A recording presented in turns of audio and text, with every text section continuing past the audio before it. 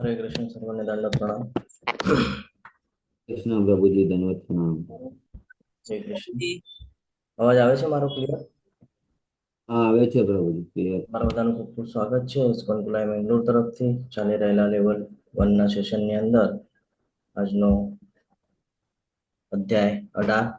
આજે લેવલ 1 નો આપણો last day છે। સમય બહુ મહત્વનો ભાગ ભજવે છે। આપણને 1 કલાક મળેલો છે। આપણે 1 કલાકમાં ક્લાસ પૂર્ણ કરવાનો પૂર્ણ પ્રયત્ન કરીશું। શ્રી શ્રી રાધા ગોવિંદજીના ચરણોમાં વંદન કરી ગુરુ મહારાજના આશીર્વાદની સાથે મંગળતાની કામના કરી મંગળાચરણ લઈ અને શરૂઆત કરી આજના શુભ દિવસની।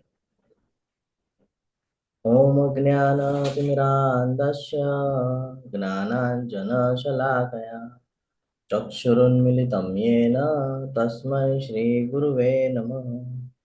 શ્રી ચૈતન્ય મનોભીષ્ટં સ્થાપિतं येन भूतले स्वयं रूप कदा मह्यं ददाति स्वपदान्तिकं।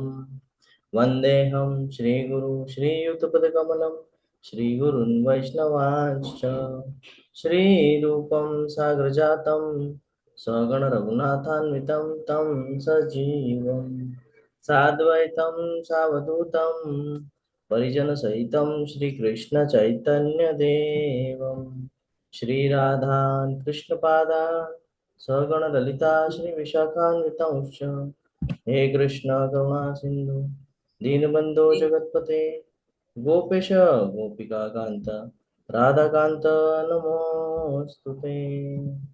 तप्त कांचन गौरांगी श्री राधे वृंदावनेश्वरी वृषभानुसुते देवी प्रणमामि हरिप्रिये।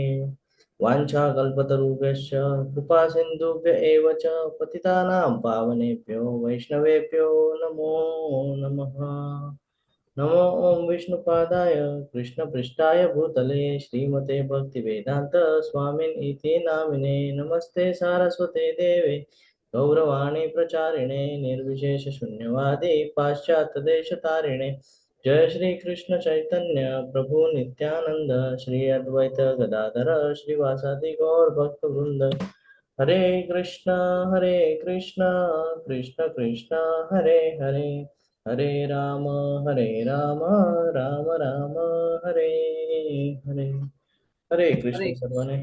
हरे कृष्ण प्रभुजी दंडवत प्रणाम। हरे कृष्ण दंडवत प्रणाम सर्वने। આજનો અધ્યાય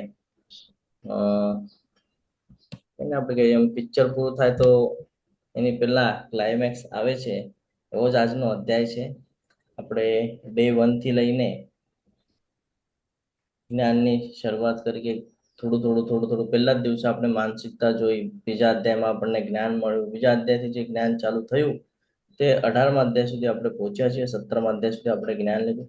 આ જેટલું પણ જ્ઞાન આપણે લીધું છે ભગવાન આપણને ફરીથી રિફ્રેશ કરાવશે 18મા અધ્યાયમાં। જે 18મો અધ્યાય છે ને એની અંદર ફરીથી આપણને બધું યાદ અપાવશે। કારણ કે થાય એવું કે ઘણો સમય થઈ ગયો ને, 17 દિવસ થઈ ગયા, 16 દિવસ થઈ ગયા, હા, તો ઘણો બધો સમય નીકળી ગયો છે। જો આપણને યાદ રહેતું નથી, ગઈકાલનું આપણને યાદ નથી કે આપણે શું કર્યું શું નહીં, એટલે ભગવાન 18મા અધ્યાયમાં આપણને બધું યાદ અપાવશે।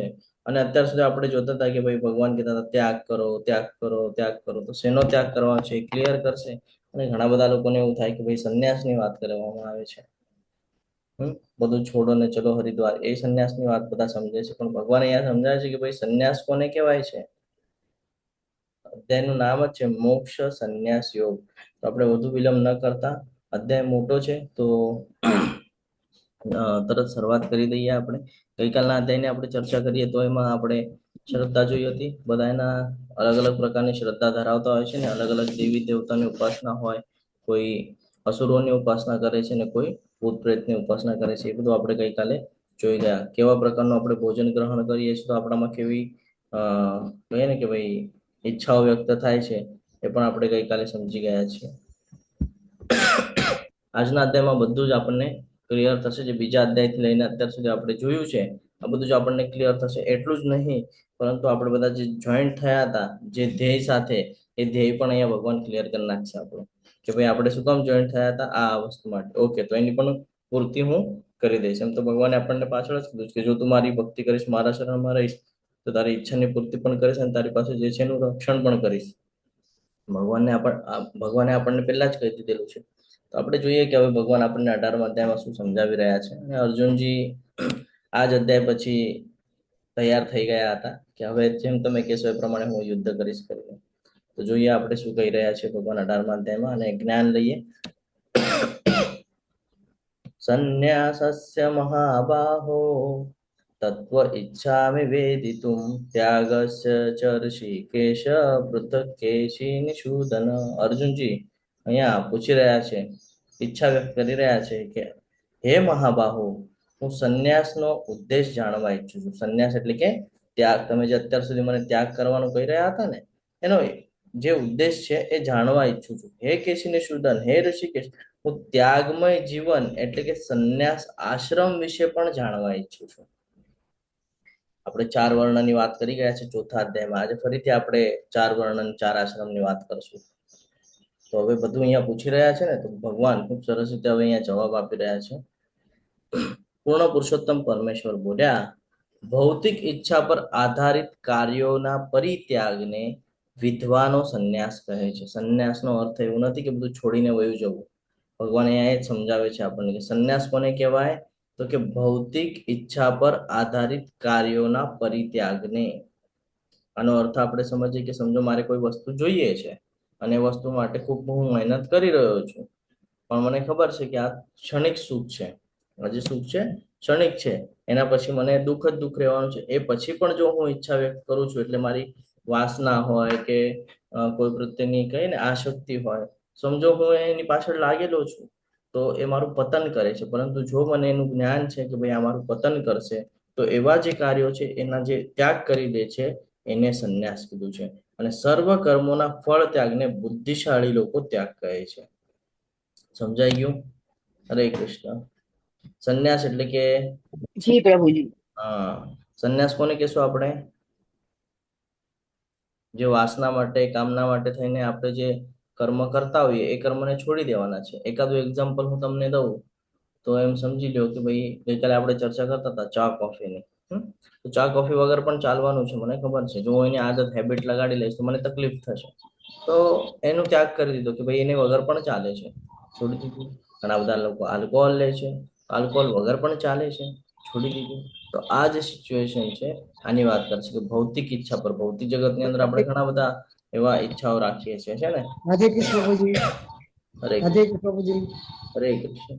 તો આ આપણે અહીંયા સમજવાનું છે. અને એના જે કર્મોના ફળ ત્યાગ છે, ફળોને ત્યાગવાનું છે, એને બુદ્ધિશાળી લોકો ત્યાગ કહે છે. તો ભગવાન અહીંયા એમ નથી કહેતા કે ભાઈ તારે સંન્યાસ લેવાનો છે. સંન્યાસનો અર્થ એ સમજાય છે કે ભૌતિક જગતના જે સંસાધનો જે તને દુઃખમાં લઈ જાય છે ને, એને ત્યાગ કરવાના છે તારે, કે જેથી તું પોતાને બચાવી શકે.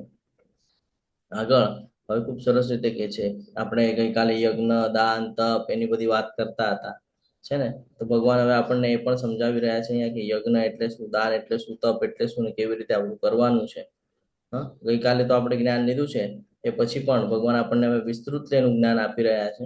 તો કે યજ્ઞ, દાન તથા તપના કાર્યોનો કદાપી ત્યાગ ન કરવો જોઈએ. શું કે છે? યજ્ઞ જે છે, અલગ અલગ પ્રકારના યજ્ઞ જોયા આપણે. અત્યારે કલયુગની અંદર જપ યજ્ઞને મહત્વ છે. દાન, અલગ અલગ પ્રકારે દાન જોયા આપણે. એમાંથી સૌથી શ્રેષ્ઠ દાન કયું છે એ આપણે જોવાનો પ્રયત્ન કર્યો. અને તપ, વાણીનું, શરીરનું અને મનનું તપ, એની આપણે ચર્ચા કરી. તો ભગવાન આપણને જ્ઞાન આપી રહ્યા છે કે આ જે યજ્ઞ છે, આ જે દાન છે અને જે તપ છે, એના જે કાર્યો છે એનો કોઈ દિવસે ત્યાગ નથી કરવાનો. કારણ કે હમણાં ભગવાને આપણને ત્યાગ કરવાની વાત કરી ને, કે ભૌતિક જગતના અંદરના જે કાર્યો છે, જે તમને ફસાવે છે, એનો ત્યાગ કરવાનો છે. પરંતુ ભગવાન અહીંયા કહે છે કે ભાઈ એની સાથે આનો ત્યાગ નહીં કરી દેતા. આનો ત્યાગ કરી દેશો તો જીવનમાં બધું કહીએ ને આપણે કે ભાઈ કયું નિષ્પન્ન નહીં થાય. એટલે ભગવાન કહે છે આ શુદ્ધિકરણની પ્રક્રિયા છે. યજ્ઞ કરવું, દાન કરવું, તપ કરવું, એનો કોઈ દિવસે ત્યાગ નથી કરવાનો, તે અવશ્ય કરવા જોઈએ. ખરેખર યજ્ઞ, દાન તથા તપ મહાત્માઓને પણ શુદ્ધ કરે છે. એક નાનું એક્ઝામ્પલ હું તમારી સાથે શેર કરીશ કે જ્યારે આપણે નવા નવા જોડાઈએ ક્લાસની અંદર, આપણને ખબર ન હોય કે ભાઈ હરે કૃષ્ણ મહામંત્ર શું કામ બોલાવે છે, હે ને? ઘણા એને કન્ફ્યુઝન થાય કે ભાઈ કેમ બીજા મંત્ર પણ તો છે, એ બોલીએ તો કે ઠીક છે, બીજા મંત્ર બોલીએ તો પણ અસર કરે છે, પરંતુ હરે કૃષ્ણ મહામંત્ર જ્યારે આપણે કોન્સ્ટન્ટલી એકાગ્ર થઈને બોલીએ છીએ તો આપણા મન બુદ્ધિ ઉપર તરત એનો પરિણામ જોવા મળે છે. આપણું મન શાંત થઈ જાય છે, આપણી વિચાર કરવાની ક્ષમતા બદલાઈ જાય છે. આપણે કહીએ ને કે ભાઈ ભૌતિક જગતના જે સંસાધનો છે એમાં એટલો બધો રસ રહેતો નથી. આ એનો પ્રભાવ છે, આ એ મંત્રનો પ્રભાવ છે. તો એ શું કરે છે? ધીરે ધીરે આપણને શુદ્ધ કરે છે. તો એવી જ રીતે યજ્ઞ કરીએ, દાન કરીએ, તપ કરીએ તો એ શું કરે છે? આપણને શુદ્ધ કરે છે. બાહ્ય શુદ્ધિ તો આપણે સ્નાન કરીને કરી લઈએ છીએ, પણ અંદરની શુદ્ધિ બહુ મહત્વની છે. અને એ કોના દ્વારા થાય છે? તો કે જપ, યજ્ઞ, દાન અને અ, તપ કરવાથી થાય છે. આ બધા કાર્યો કોઈ પણ પ્રકારની આસક્તિ કે ફળની આશા રાખ્યા વગર કરવા જોઈએ. હવે ભગવાન અહીંયા મહત્વનું જ્ઞાન આપે છે, એટલે થોડું ધ્યાનથી સમજવાનો પ્રયત્ન કરશો આપણે. કે ભગવાન અહીંયા કહે છે કે આ જે કાંઈ પણ તમે કરો, યજ્ઞ કરો, દાન કરો, તપ કરો, જો એમાં તમારી આસક્તિ હશે તો એ તમને રજોગુણ અને તમોગુણમાં લઈ જશે. એટલા માટે તમારે એને કેવી રીતે કરવાનું છે? ફળની આશા રાખ્યા વગર કરવાના છે. હે પૃથા પુત્ર, આ કાર્યો કર્તવ્ય સમજીને કરવા જોઈએ. આજ મારો અંતિમ મત છે. આવી ગયા ફરીથી આપણે કર્મના અધ્યાય ઉપર આવી ગયા. કર્મના અધ્યાયમાં ભગવાન કહે છે ને કે તને તારું નિયત કર્તવ્ય કર્મ કરવાનો અધિકાર છે. કર્મણ્યવાધિકારસ્તે મા ફલેષુ કદાચન. હા, પણ એના ફળ ઉપર તારે આસક્તિ રાખવાની નથી. તો ભગવાન પણ અહીંયા એ જ સમજાવે છે આપણને કે આસક્તિ રાખવાની નથી, ફળની આશા રાખ્યા વગર કરવાનું છે. કેવી રીતે કરવાનું છે? તો કે તારું નિયત કર્તવ્ય કર્મ છે, તારું કર્તવ્ય છે એ સમજીને કરવાનું છે. મનુષ્ય જન્મ પ્રાપ્ત થયો છે તો એનું કર્તવ્ય છે કે એને એનો જે સ્વભાવ છે એ આધ્યાત્મિક હોવો જોઈએ. ભગવાનના સાનિધ્યમાં એને રહેવાનું છે કન્ટિન્યુઅસ. તો ભગવાન અહીંયા આપણને સમજાવે છે. આપણે શું કરીએ છીએ? જન્મ લઈએ છીએ ને ભૌતિક જગતના સંસાધનોમાં જ વ્યસ્ત રહીએ છીએ. ભગવાનમાં આપણને રુચિ રહેતી નથી. તો ભગવાન કહે છે આ જ તારા પતનનું સૌથી મોટું કારણ થઈ ગયું કે તું મારાથી અલગ થઈ ગયો. અલગ ઇન સેન્સ કે મારા સંપર્કમાં નથી. ઓકે. ત્યાગના પ્રકાર ખૂબ સરસ રીતે હવે અહીંયા ત્યાગના પ્રકાર કહે છે કે નિર્દિષ્ટ કર્તવ્યોને કદાપી ત્યજવા ન જોઈએ. જો કોઈ મનુષ્ય મોહવશ પોતાના નિયત કર્તવ્યોને ત્યજી દે છે તેવા ત્યાગને તામસી કહેવાય છે. ઘણા બધા લોકો કરે છે ને એવી રીતે કે ભાઈ પરિવાર પ્રત્યે, સમાજ પ્રત્યે, ધર્મ પ્રત્યે એનું ઘણું બધું કાર્ય હોય છે. પરિવારની અંદર આપણે પિતાને જોઈએ તો આખું ફેમિલી સંભાળવાનું હોય, સમાજની અંદર ધ્યાન આપવાનું હોય, ધર્મના રિલેટેડ કર્મ કરવાનું હોય. આ બધું જો એ નહીં કરે તો શું થશે? હરે કૃષ્ણ. આ બધું જો એ નહીં કરે તો શું થશે? શું રિઝલ્ટ આવશે? પરિવારની હાલત અસ્તવ્યસ્ત થઈ જશે. નુકસાન થઈ જશે ને. સમાજનું નુકસાન થઈ જશે, પરિવારનું નુકસાન થઈ જશે, અને ધર્મનું કાર્ય નહીં કરે તો પોતાનું પણ પતન. એટલે ભગવાન કહે છે કે કોઈ દિવસે તજવાના નથી. જો કોઈ મનુષ્ય મોહમાં આવીને પોતાના નિયત કર્તવ્યને તજી દે છે તો આવા ત્યાગને તામસી કહેવાય છે. જે મનુષ્ય એટલે કોઈ દિવસે જવાબદારીમાંથી ભાગવાનું નથી, એમ ભગવાન અહીંયા આપણને સમજાવે છે. આગળ કહે છે કે જે મનુષ્ય નિયત કર્મોને કષ્ટપ્રદ સમજીને કે શારીરિક ક્લેશના ભયથી ત્યજી દે છે તો તેને માટે કહેવાય છે કે તેણે આ ત્યાગ રજોગુણમાં કર્યો છે, અને આમ કરવાથી ત્યાગનું ઉચ્ચ ફળ કદાપી મળતું નથી. હમણાં ભગવાન કહેતા હતા કે ફળની ઈચ્છા વગર કરવાનું છે. હવે ભગવાન કહે છે કે ફળ તો એનું મળવાનું જ છે, પરંતુ જો એમ સમજશે કે ભાઈ મને કષ્ટ થઈ રહ્યું છે અને શારીરિક ક્લેશના ભયથી એ છોડી દેશે તો એ યોગ્ય રહેશે નહીં. એક્ઝામ્પલ આપું છું તમને. સવારે મંગળા આરતી થાય છે, બરાબર? તો આપણને એક વાર એવું હોય કે ભાઈ મને આરામ કરવો છે, મને હમણાં નથી ઉઠવું કરીને, તો ભક્તિમાં વહેલો ઉઠવું પડે. ભક્તિ કરવી હોય તો વહેલું ઉઠવું પડે. તો કે ભાઈ હું વહેલો નહીં ઉઠવું, અથવા તો પછી એકાદશી આવે છે, એકાદશીના વ્રત હોય છે, આપણે કે ભાઈ હું ભૂખ્યો નહીં રહી શકું. કોઈ કહે છે કે ભાઈ મંદિરમાં જઈને સેવા કરવાની છે, તો કે નહીં હું મંદિરમાં સેવા કરવા જઈશ તો મારા ભૌતિક જગતના કાર્યો રહી જશે. તો આ બધું કરે, આવી બધી જો ઈચ્છાઓ રાખે, આવું બધું જો કરે તો ભગવાન આપણને સમજાય છે કે આ બધું રજોગુણમાં કરેલું છે અને આનું કોઈ દિવસે તને ફળ મળશે નહીં. ઉચ્ચ ફળ નહીં મળે. ફળ મળશે પરંતુ ઉચ્ચ ફળ નહીં મળે. બરાબર છે? હે અર્જુન, મનુષ્ય જ્યારે નિયત કર્મને કર્તવ્ય સમજીને કરે છે, હવે અહીંયાથી સમજવાનું જ છે બધું, વધારે કઈ ડીપ નોલેજ જેવું છે નહીં આમાં, પણ આ બધું હવે યાદ રાખવાનું છે આપણે બીજા અધ્યાયથી તે 16મા અધ્યાય સુધીનું. મનુષ્ય જ્યારે નિયત કર્મને કર્તવ્ય સમજીને કરે છે અને સમસ્ત ભૌતિક સંગ તથા ફળની આસક્તિનો સર્વથા ત્યાગ કરે છે ત્યારે તેનો ત્યાગ સાત્વિક કહેવાય છે. આ બહુ મહત્વનું છે કે ભાઈ હંમેશા એક ભક્તને જોઈ લેજો, એની કેટેગરી કેવી હોય કે ભાઈ હંમેશા ભગવાનની ભક્તિ કરશે. કે કહીએ ને આપણે કે કોઈ ઈચ્છા નહીં રાખે કે ભાઈ હું ભગવાનની ભક્તિ એટલા માટે કરું કે હું પ્રસિદ્ધ થાઉં, કે મને બહુ જ્ઞાન મળે, કોઈ દિવસે નહીં. મારું કર્તવ્ય છે, કર્તવ્ય સમજીને કરે છે કે ભાઈ મેં જન્મ લીધો છે, ભગવાન દ્વારા બધું મને પ્રાપ્ત થયું છે, તો મારે ભગવાનના શરણમાં રહેવાનું છે. મમ્મી વાંચે જીવો લોકો જીવો બધું સનાતન, ભગવાને કીધું છે તમે મારા સનાતન અંશો છો. તો હંમેશા ધ્યાનમાં રાખવાનું છે આપણું નિયત કર્તવ્ય કર્મ કરવાનું છે. આપણે ડેલી જીવન જે છે એ જીવવાનું છે, પણ એની સાથે ભક્તિ પણ તો મહત્વની છે. તો ભગવાન એ જ સમજાવે છે કે ભૌતિક સંગ તથા ફળની આસક્તિનો ત્યાગ કરી દેવાનો છે અને કર્તવ્ય સમજીને તારે કર્મ કરવાનું છે. આગળ, સાચો ત્યાગી અથવા તો સંન્યાસી કોને કહેવામાં આવે છે? તો કે ખરેખર કોઈ પણ દેહધારી માટે સર્વ કર્મનો ત્યાગ કરવો અશક્ય છે. આ ફરીથી આપણને ત્રીજો અધ્યાય ભગવાન યાદ અપાવે છે કે કર્મ કરવા કરતા કર્મ ન કરેલું. જો તું એમ કહીશ કે ભાઈ મારે કર્મ નથી જ કરવું, કાંઈ જ નથી કરવું, હું ખાલી બેસીને રહીશ, તો ચાલશે કે નહીં ચાલે? જીવનની અંદર આપણે કહીશું કે ભાઈ હું ખાલી સૂઈને રહીશ, હું તો કોઈ કામ કરતો નથી, હું આરામ, તો સૂવું એ પણ એક કર્મ છે ને. કર્મ ન કરવા કરતા કર્મ કરેલું વધારે સારું છે. તો ભગવાન અહીંયા ફરીથી આપણને એ જ સમજાવે છે કે કોઈ પણ દેહધારી માટે સર્વ કર્મનો ત્યાગ કરવો અશક્ય છે. કોઈ એમ કે ભાઈ હું બધું છોડીને વયો જાઉં, હા, સંન્યાસ લઈ લઉં, તો એ ત્યાં જઈને પણ શું કરવાનો છે? કર્મ કરવાનો છે. એવું નથી કે એ કર્મ નહીં કરે છે ને. તો હંમેશા ધ્યાનમાં રાખવાનું કે જ્યાં સુધી આપણને આ દેહ પ્રાપ્ત થયો છે, આ પંચતત્વનું જે શરીર પ્રાપ્ત થયું છે, જ્યાં સુધી આ શરીર છે, આત્મા અને શરીર બે એકબીજા સાથે કનેક્ટિંગમાં છે, ત્યાં સુધી આપણને કર્મ તો કરવું જ પડશે. પરંતુ જે મનુષ્ય કર્મફળનો ત્યાગ કરે છે તે વાસ્તવમાં ત્યાગી કહેવાય છે. કર્મના ફળનો ત્યાગ કરી દો એટલે આ પછી જ્યારે પણ આપણે જીવન જીવીએ તો એમાં આપણે કહીએ ને કે ભાઈ મને આ જોઈએ છે, મને ઓલું જોઈએ છે, મને ઓલું જોઈએ છે.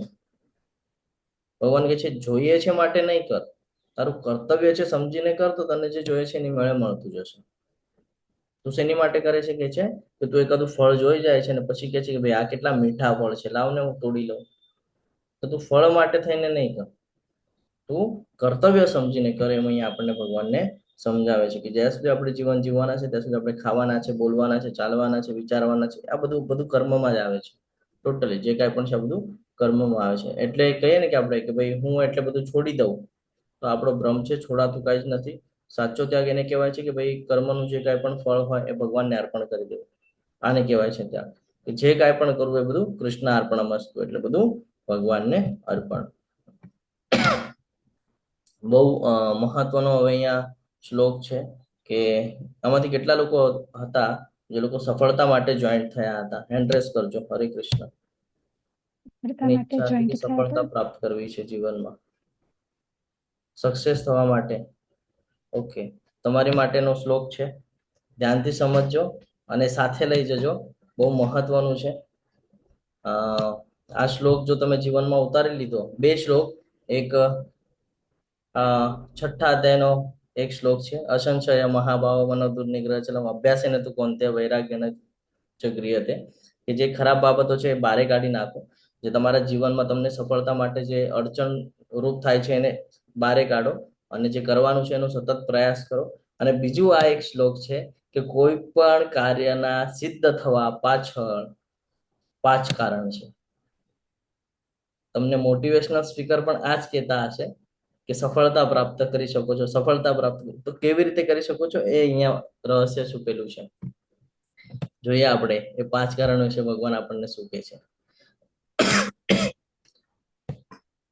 હે મહાબાહુ અર્જુન, વેદાંત અનુસાર, વેદોના અંદર વર્ણન છે એનું, વેદાંત અનુસાર સર્વ કર્મોની સિદ્ધિ માટે 5 કારણ હોય છે. હવે તું મારી પાસેથી તે વિશે સાંભળ. સર્વ કર્મોની સિદ્ધિ માટે આ જગતમાં એવું કાંઈ નથી, ભગવાન કહે છે, કે જે તું વિચાર કરે અને તું ન કરી શકે. રીઝન શું સમજવાનું છે કે ભાઈ તમે કરો છો કેવી રીતે, બહુ મહત્વનું છે. તો એક શ્લોક છે અહીંયા, અધિષ્ઠાનમ તથા કર્તા કરણમ ચ પૃથગ્વિતમ વિવિધાશ્ચ પૃથક ચેષ્ટા દૈવા ચૈવાત્ર પંચમમ. આનો અર્થ શું છે? અધિષ્ઠાનમ તથા કર્તા. અધિષ્ઠાનમ કર્મનું સ્થાન શા માટે કરી રહ્યા છો? આપણે પેલા આધ્યાત્મિક સમજી લે, પછી હું તમને ભૌતિક સમજાવું છું. શેની માટે કરો છો? અધિષ્ઠાનમ, તો કે કોણ કરે છે? શરીર કરી રહ્યું છે. શેની માટે? કરતા. કરતા કોણ છે? જીવાત્મા, જીવ. બરાબર છે. વિવિધ ઇન્દ્રિયો, અનેક પ્રકારના પ્રયાસો, એટલે શું? કરણમ ચ પૃથગ્વિતમ. કરણમ છે એટલે બધી તમારી ઇન્દ્રિયોને, અને પૃથગ્વિતમ બરાબર. પછી આગળ છે અનેક પ્રકારના પ્રયાસો. પ્રયાસો એટલે શું? ચેષ્ટા છે ને, યેન કેન પ્રકારેણ કરતા હોઈએ ને આપણે, કે શામ દામ દંડ ભેદ, તો ભગવાન એ સમજાવે છે અહીંયા. પાંચમું છે દૈવમ, એટલે કે અંતે પરમાત્મા. આ 5 પ્રકારના કારણ છે. ફરીથી હવે હું તમને ભૌતિક જગતમાં સમજાવું છું. અધિષ્ઠાનમ તથા કરતા કરણમ ચ પૃથગ્વિતમ. અધિષ્ઠાનમ કરી રહ્યા છો, શા માટે કરી રહ્યા છો? પેલું તો છે કોણ કરી રહ્યું છે? શરીર, એટલે કોણ કરી રહ્યું છે? તો કે તમે કરી રહ્યા છો. હા. પછી છે શા માટે કરી રહ્યા છો? કરતા, શેની માટે કરી રહ્યા છો? શું પ્રાપ્ત કરવું છે? શું સફળ કરવું છે? તો કે ભાઈ મારે એન્જિનિયર થવું છે, મારે ડોક્ટર થવું છે, મારે કરોડપતિ થવું છે, મારે XYZ જે કાંઈ પણ ઈચ્છાઓ હોય છે ને. જો આ લાઈફ મેન્યુઅલ છે, અને જો આ જીવનમાં અવતાર લીધો ને, તમે કહેશો હા પ્રભુજી તમે જે બોલ્યા, જે સમજાવ્યું એમને સમજાણું છે ને, અમે એ પ્રમાણે કર્યું તો અમને સફળતા પણ મળેલી છે. એટલા માટે જીવનમાં ભગવદ્ ગીતા બહુ મહત્વની છે. તો કે શેની માટે કરી રહ્યા છો? કરતા. શેની માટે કરી રહ્યા છો? તો કે ભાઈ કંઈક ને કંઈક પ્રાપ્ત કરવું છે. હવે કેવી રીતે પ્રાપ્ત કરશો? તો કે વિભિન્ન ઇન્દ્રિયો અને અનેક પ્રકારના પ્રયાસો. આપણે એટલા પ્રયાસો કરતા નથી, આપણી ઇન્દ્રિયોને એ પ્રત્યે લગાડતા નથી. આપણી જે ઇન્દ્રિયો છે એમાં લગાડી દેવાની છે. ફોર એક્ઝામ્પલ, મારે ડોક્ટર થવાનું છે, તો મારે ડોક્ટરની માટેની બાબતો જોવી જોઈએ, એની બાબતની વાંચવું જોઈએ, એની બાબતનું સાંભળવું જોઈએ, એના વિશેની ચર્ચા કરવી જોઈએ, એવા લોકોમાં રહેવું જોઈએ. આ નથી કરતા આપણે જીવનની અંદર. આપણે શું કરીએ છીએ? ભાઈ બેઠા બેઠા બધું મને મળી જાય. બેઠા બેઠા કાંઈ નહીં મળે. વિભિન્ન ઇન્દ્રિયો અને અનેક પ્રકારના પ્રયાસો કરવા પડશે. અને જ્યારે તમે અનેક પ્રકારના પ્રયાસો અને ઇન્દ્રિયોને એમાં પૂર્ણપણે સમર્પિત કરો છો, ત્યારે અંતે 5મું કારણ છે પરમાત્મા. ભગવાન એને સપોર્ટ કરે જ છે, અને ત્યારે એ સક્સેસ થાય છે. તો આ 5 કારણ છે જીવનના અંદર, જેના લીધે કોઈ પણ મનુષ્ય સફળતા પ્રાપ્ત કરી શકે છે. આમાં પણ જો ભગવાનની કૃપા બહુ મહત્વની છે. અને ભગવાનની કૃપા ક્યારે થાય? જ્યારે આપણે ભગવાનના શરણમાં હોઈએ. એટલા માટે કીધું છે કે હંમેશા ભગવાનના શરણમાં રહીને કોઈ પણ કાર્ય કરવાનું છે, ફળની અપેક્ષા રાખ્યા વગર. આપણું જે કર્તવ્ય છે કરતું રહેવાનું છે. ઇન્દ્રિયોને આપણે સતત તેમાં લગાડી રાખવાની છે, અનેક પ્રકારના પ્રયાસો કરવાના છે. ભગવાન કોઈક ને કોઈક સમયે જ્યારે આપણે કેપેબલ થશું, બધું સામે લાવીને મૂકી દે છે. એટલે આ સાથે લઈ જજો અને આ કરીને જોજો. આપણે લેવલ 2 ની અંદર જ્યારે મળશું, ત્યારે આપણે આના ઉપર વિસ્તૃતલી ચર્ચા કરશું. આગળ વધીએ. માટે જે મનુષ્ય આ 5 કારણોનો વિચાર કર્યા વિના માત્ર પોતાને જ એકમાત્ર કરતા માને છે, તે નિસંદેહ બુદ્ધિમાન નથી, અને વસ્તુઓને યથાર્થ રૂપે જોઈ શકતો નથી. એને લાગે છે કે ભાઈ મેં કર્યું, હું સફળ થયો, પણ એ ભૂલી જાય છે. આપણે દર વખતે ચર્ચા કરીએ છીએ કે એક નાનું બાળક હોય, સ્કૂલ કોલેજમાં ભણતું હોય, અને પાસ આઉટ થાય તો એને લાગે હું બહુ હોશિયાર. પછી આપણે એને યાદ અપાવવું પડે કે ભાઈ તું હોશિયાર છે, એમાં કોઈ શંકા નથી, પણ તું હોશિયાર થવાની પાછળ ઘણા લોકોની મહેનત છે. હા, ટીચર છે, ઘરના પેરેન્ટ્સ છે, હા, પછી ભગવાન છે, જેને તને ઈચ્છા વ્યક્ત કરી કે ભાઈ સ્કૂલમાં કોલેજમાં જવાનું છે, ભણવા બેસવાનું છે, જ્ઞાન લેવાનું છે. આ બધાની મહેનત છે, ત્યારે તું પાસ આઉટ થયો છે. એટલે હંમેશા પોતાને કરતા નથી માનવાનું. આ હંમેશા ધ્યાનમાં રાખવાનું છે. હવે જ્ઞાનના પ્રકાર. ભગવાન અહીંયા જ્ઞાનના પ્રકાર આપે છે કે જે જ્ઞાનથી અસંખ્ય રૂપોમાં વિભક્ત થયેલા સર્વ જીવોમાં એક જ અવિભક્ત આધ્યાત્મિક પ્રકૃતિ જોવામાં આવે છે, તે જ્ઞાનને સાત્વિક જાણવું. આનો અર્થ શું છે ખબર છે? હરે કૃષ્ણ. અહીંયા ભગવાન શું કહી રહ્યા છે? કે જે જ્ઞાનથી અસંખ્ય રૂપોમાં વિભક્ત થયેલા સર્વ જીવોમાં એક જ અવિભક્ત આધ્યાત્મિક પ્રકૃતિ જોવામાં આવે છે. એટલે શું? પંડિતા સમદર્શિન. શ્લોક યાદ આવે છે? બ્રાહ્મણ હોય, ગાય હોય, ચાંડાળ હોય, કૂતરો હોય, બધાની બધાને સમભાવે જોવા. બધાની અંદર આત્મા છે. બધાની અંદર આત્મા છે, પરમાત્મા છે. બધાની અંદર આત્મા છે. એ કૂતરું છે તો એના કર્મના લીધે એ કૂતરું એને શરીર પ્રાપ્ત થયું છે. આપણા કર્મના લીધે આપણને મનુષ્ય યોની પ્રાપ્ત થઈ છે. તો બધા કોણ છે? મમેવાં છે જીવલોકે જીવભૂત સનાતન. આ હંમેશા ધ્યાનમાં રાખવાનું છે કે બધા આત્મા છે, બધાને સમદ્રષ્ટિએ જોવાનું છે, પણ બધાની અંદર કૃષ્ણ છે. એટલે એવું નથી કે ભાઈ તમે કૂતરાને જશો તમે કહેશો કૂતરું કૃષ્ણ છે. નહીં, એના કર્મોના લીધે એને શરીર પ્રાપ્ત થયું છે, પણ એની અંદર પણ તો શિરોદક્ષ વિષ્ણુ છે. એટલે જે જ્ઞાનથી અસંખ્ય રૂપોમાં વિભક્ત થયેલા સર્વ જીવોમાં જે અવિભક્ત આધ્યાત્મિક પ્રકૃતિ જોવામાં આવે છે, એને સાત્વિક જાણવું જોઈએ. બરાબર છે? પેલું કે છે ને, જીવે રે સ્વરૂપ હોય, કૃષ્ણ રે નિત્ય દાસ. કે બધા જીવ છે એ હંમેશા ભગવાનના સેવક છે, દાસ છે. આ હંમેશા ધ્યાનમાં રાખવાનું છે. આગળ વધીએ. તો જે જ્ઞાનથી મનુષ્ય જુદા જુદા શરીરોમાં જુદા જુદા પ્રકારના જીવને જુએ છે એ જ્ઞાનને તું રજોગુણી જાણ. કે છે ને કે ભાઈ આ કૂતરું છે એટલે ભેદભાવ કરે કે ભાઈ આ કૂતરું છે ને આ શિયાળ છે ને આ વાઘ છે ને આ ચિત્તો છે ને. તો ભગવાન કે છે એની પાસે જ્ઞાન નથી, એ નથી સમજી રહ્યો શું છે, એ રજોગુણી જ્ઞાન છે એની પાસે. અને તે જ્ઞાન તામસિક કહેવાય છે, જેનાથી મનુષ્ય અતિ તુચ્છ એવા કોઈ પણ પ્રકારના કાર્યને સર્વ માન્યતા સત્યને જાણ્યા વિના તેમાં જ આસક્ત રહે છે. શું કીધું છે કે જેનાથી મનુષ્ય અતિ તુચ્છ એવા કોઈ પણ પ્રકારના કાર્યને સર્વ માનીને, એટલે કોઈ પણ કર્મ કરે તો એ એમ સમજે કે ભાઈ આ જ બધું છે અને આના દ્વારા જ બધું થઈ રહ્યું છે. કે ને સંકુચિત જ્ઞાન, જેને આપણે કઈ શું કહેવાય ને, જે સત્યથી વિમુખ હોય કે ભાઈ મારું શરીર જ બધું કરી રહ્યું છે, હા હું જ ખાઈ રહ્યો છું, હું જ સુઈ રહ્યો છું, હા મારું જ જીવન છે, આમાં ભગવાન જેવું કઈ હોતું નથી, આત્મા જેવું કઈ હોય નહીં, પુનર્જન્મ કઈ છે નહીં, છે બધું હમણાં જ જીવી લેવું છે, હમણાં જ કરી લેવું છે, આવી જે વૃત્તિ છે ને એ વૃત્તિની વાત કરે છે. તો આવું જ્ઞાન છે આ તામસિક જ્ઞાન છે, આ હંમેશા પતન કરાવે છે. હવે કર્મના પ્રકાર, ફરીથી કર્મ તરફ લઈ આવ્યા ભગવાન આપણને. જે કર્મ નિયત થયેલું છે અને જે આસક્તિ, રાગ કે દ્વેષ રહિત અને ફળની ઈચ્છા રાખ્યા વગર કરવામાં આવે છે તો એને સાત્વિક કહેવાય છે ને. જો કોઈ પણ કર્મ કેવી રીતે કરવાનું છે, કર્તવ્ય સમજીને કરવાનું છે, એમાં આસક્તિ રાખવાની નથી, તો એ સાત્વિક કર્મ ગણાશે. પરંતુ જે કાર્ય પોતાની ઈચ્છા તૃપ્તિ માટે મહાન પ્રયાસથી અને મિથ્યા અહંકારના ભાવથી કરાય છે તો એને રજોગુણી જાણવાનું છે. ઘણા સમય માટે આપણે કરીએ ને કે પોતાના ઈચ્છા માટે કરીએ કે ભાઈ હું બહુ પ્રસિદ્ધ થઈશ, હા મારે મોટું થવું છે, લોકોએ મારી પ્રશંસા કરવી જોઈએ, લોકોએ મારી આગળ પાછળ ફરવું છે. આ જયારે આપણી વૃત્તિ તૈયાર થાય છે, આનો અર્થ કે આપણે રજોગુણમાં છીએ. બરાબર. આગળ વધે તો જે કર્મ મોહવશ શાસ્ત્રોક્ત આદેશોની અવગણના કરીને, એટલે શાસ્ત્રોના વિરુદ્ધમાં ચાલીને કરવામાં આવે છે, અથવા તો ભાવિ બંધનની પરવા કર્યા વિના, અથવા તો હિંસા અથવા તો બીજાને દુઃખ આપવા માટે કરવામાં આવે છે, તે તામસી છે. કે આપણા લાભ માટે થઈને જો આપણે બીજા કોઈનું નુકસાન કરી રહ્યા છે તો એ તામસિક કહેવાય છે. એનાથી નુકસાન થાય છે કોનું, સામેવાળાનું તો તમે કરશો પણ તમારું પણ થશે, કર્મનો રૂલ્સ લાગુ થઈ જાય છે ત્યાં, છે ને. એટલે હંમેશા ધ્યાનમાં રાખવાનું છે કે આપણે કોઈને ત્રાસ થાય, કોઈને તકલીફ થાય એવું વર્તન જ નથી કરવાનું, છે ને. હંમેશા ધ્યાન રાખવાનું છે. જે મનુષ્ય ભૌતિક ગુણોના સંસર્ગથી રહિત, ભૌતિક ગુણોના સંસર્ગ એટલે કે ભૌતિક જગત જે કાંઈ છે એમાં ઘણી બધી સંસાધનો મૂકેલા છે જેમાં આપણે ફસાઈ રહ્યા છીએ.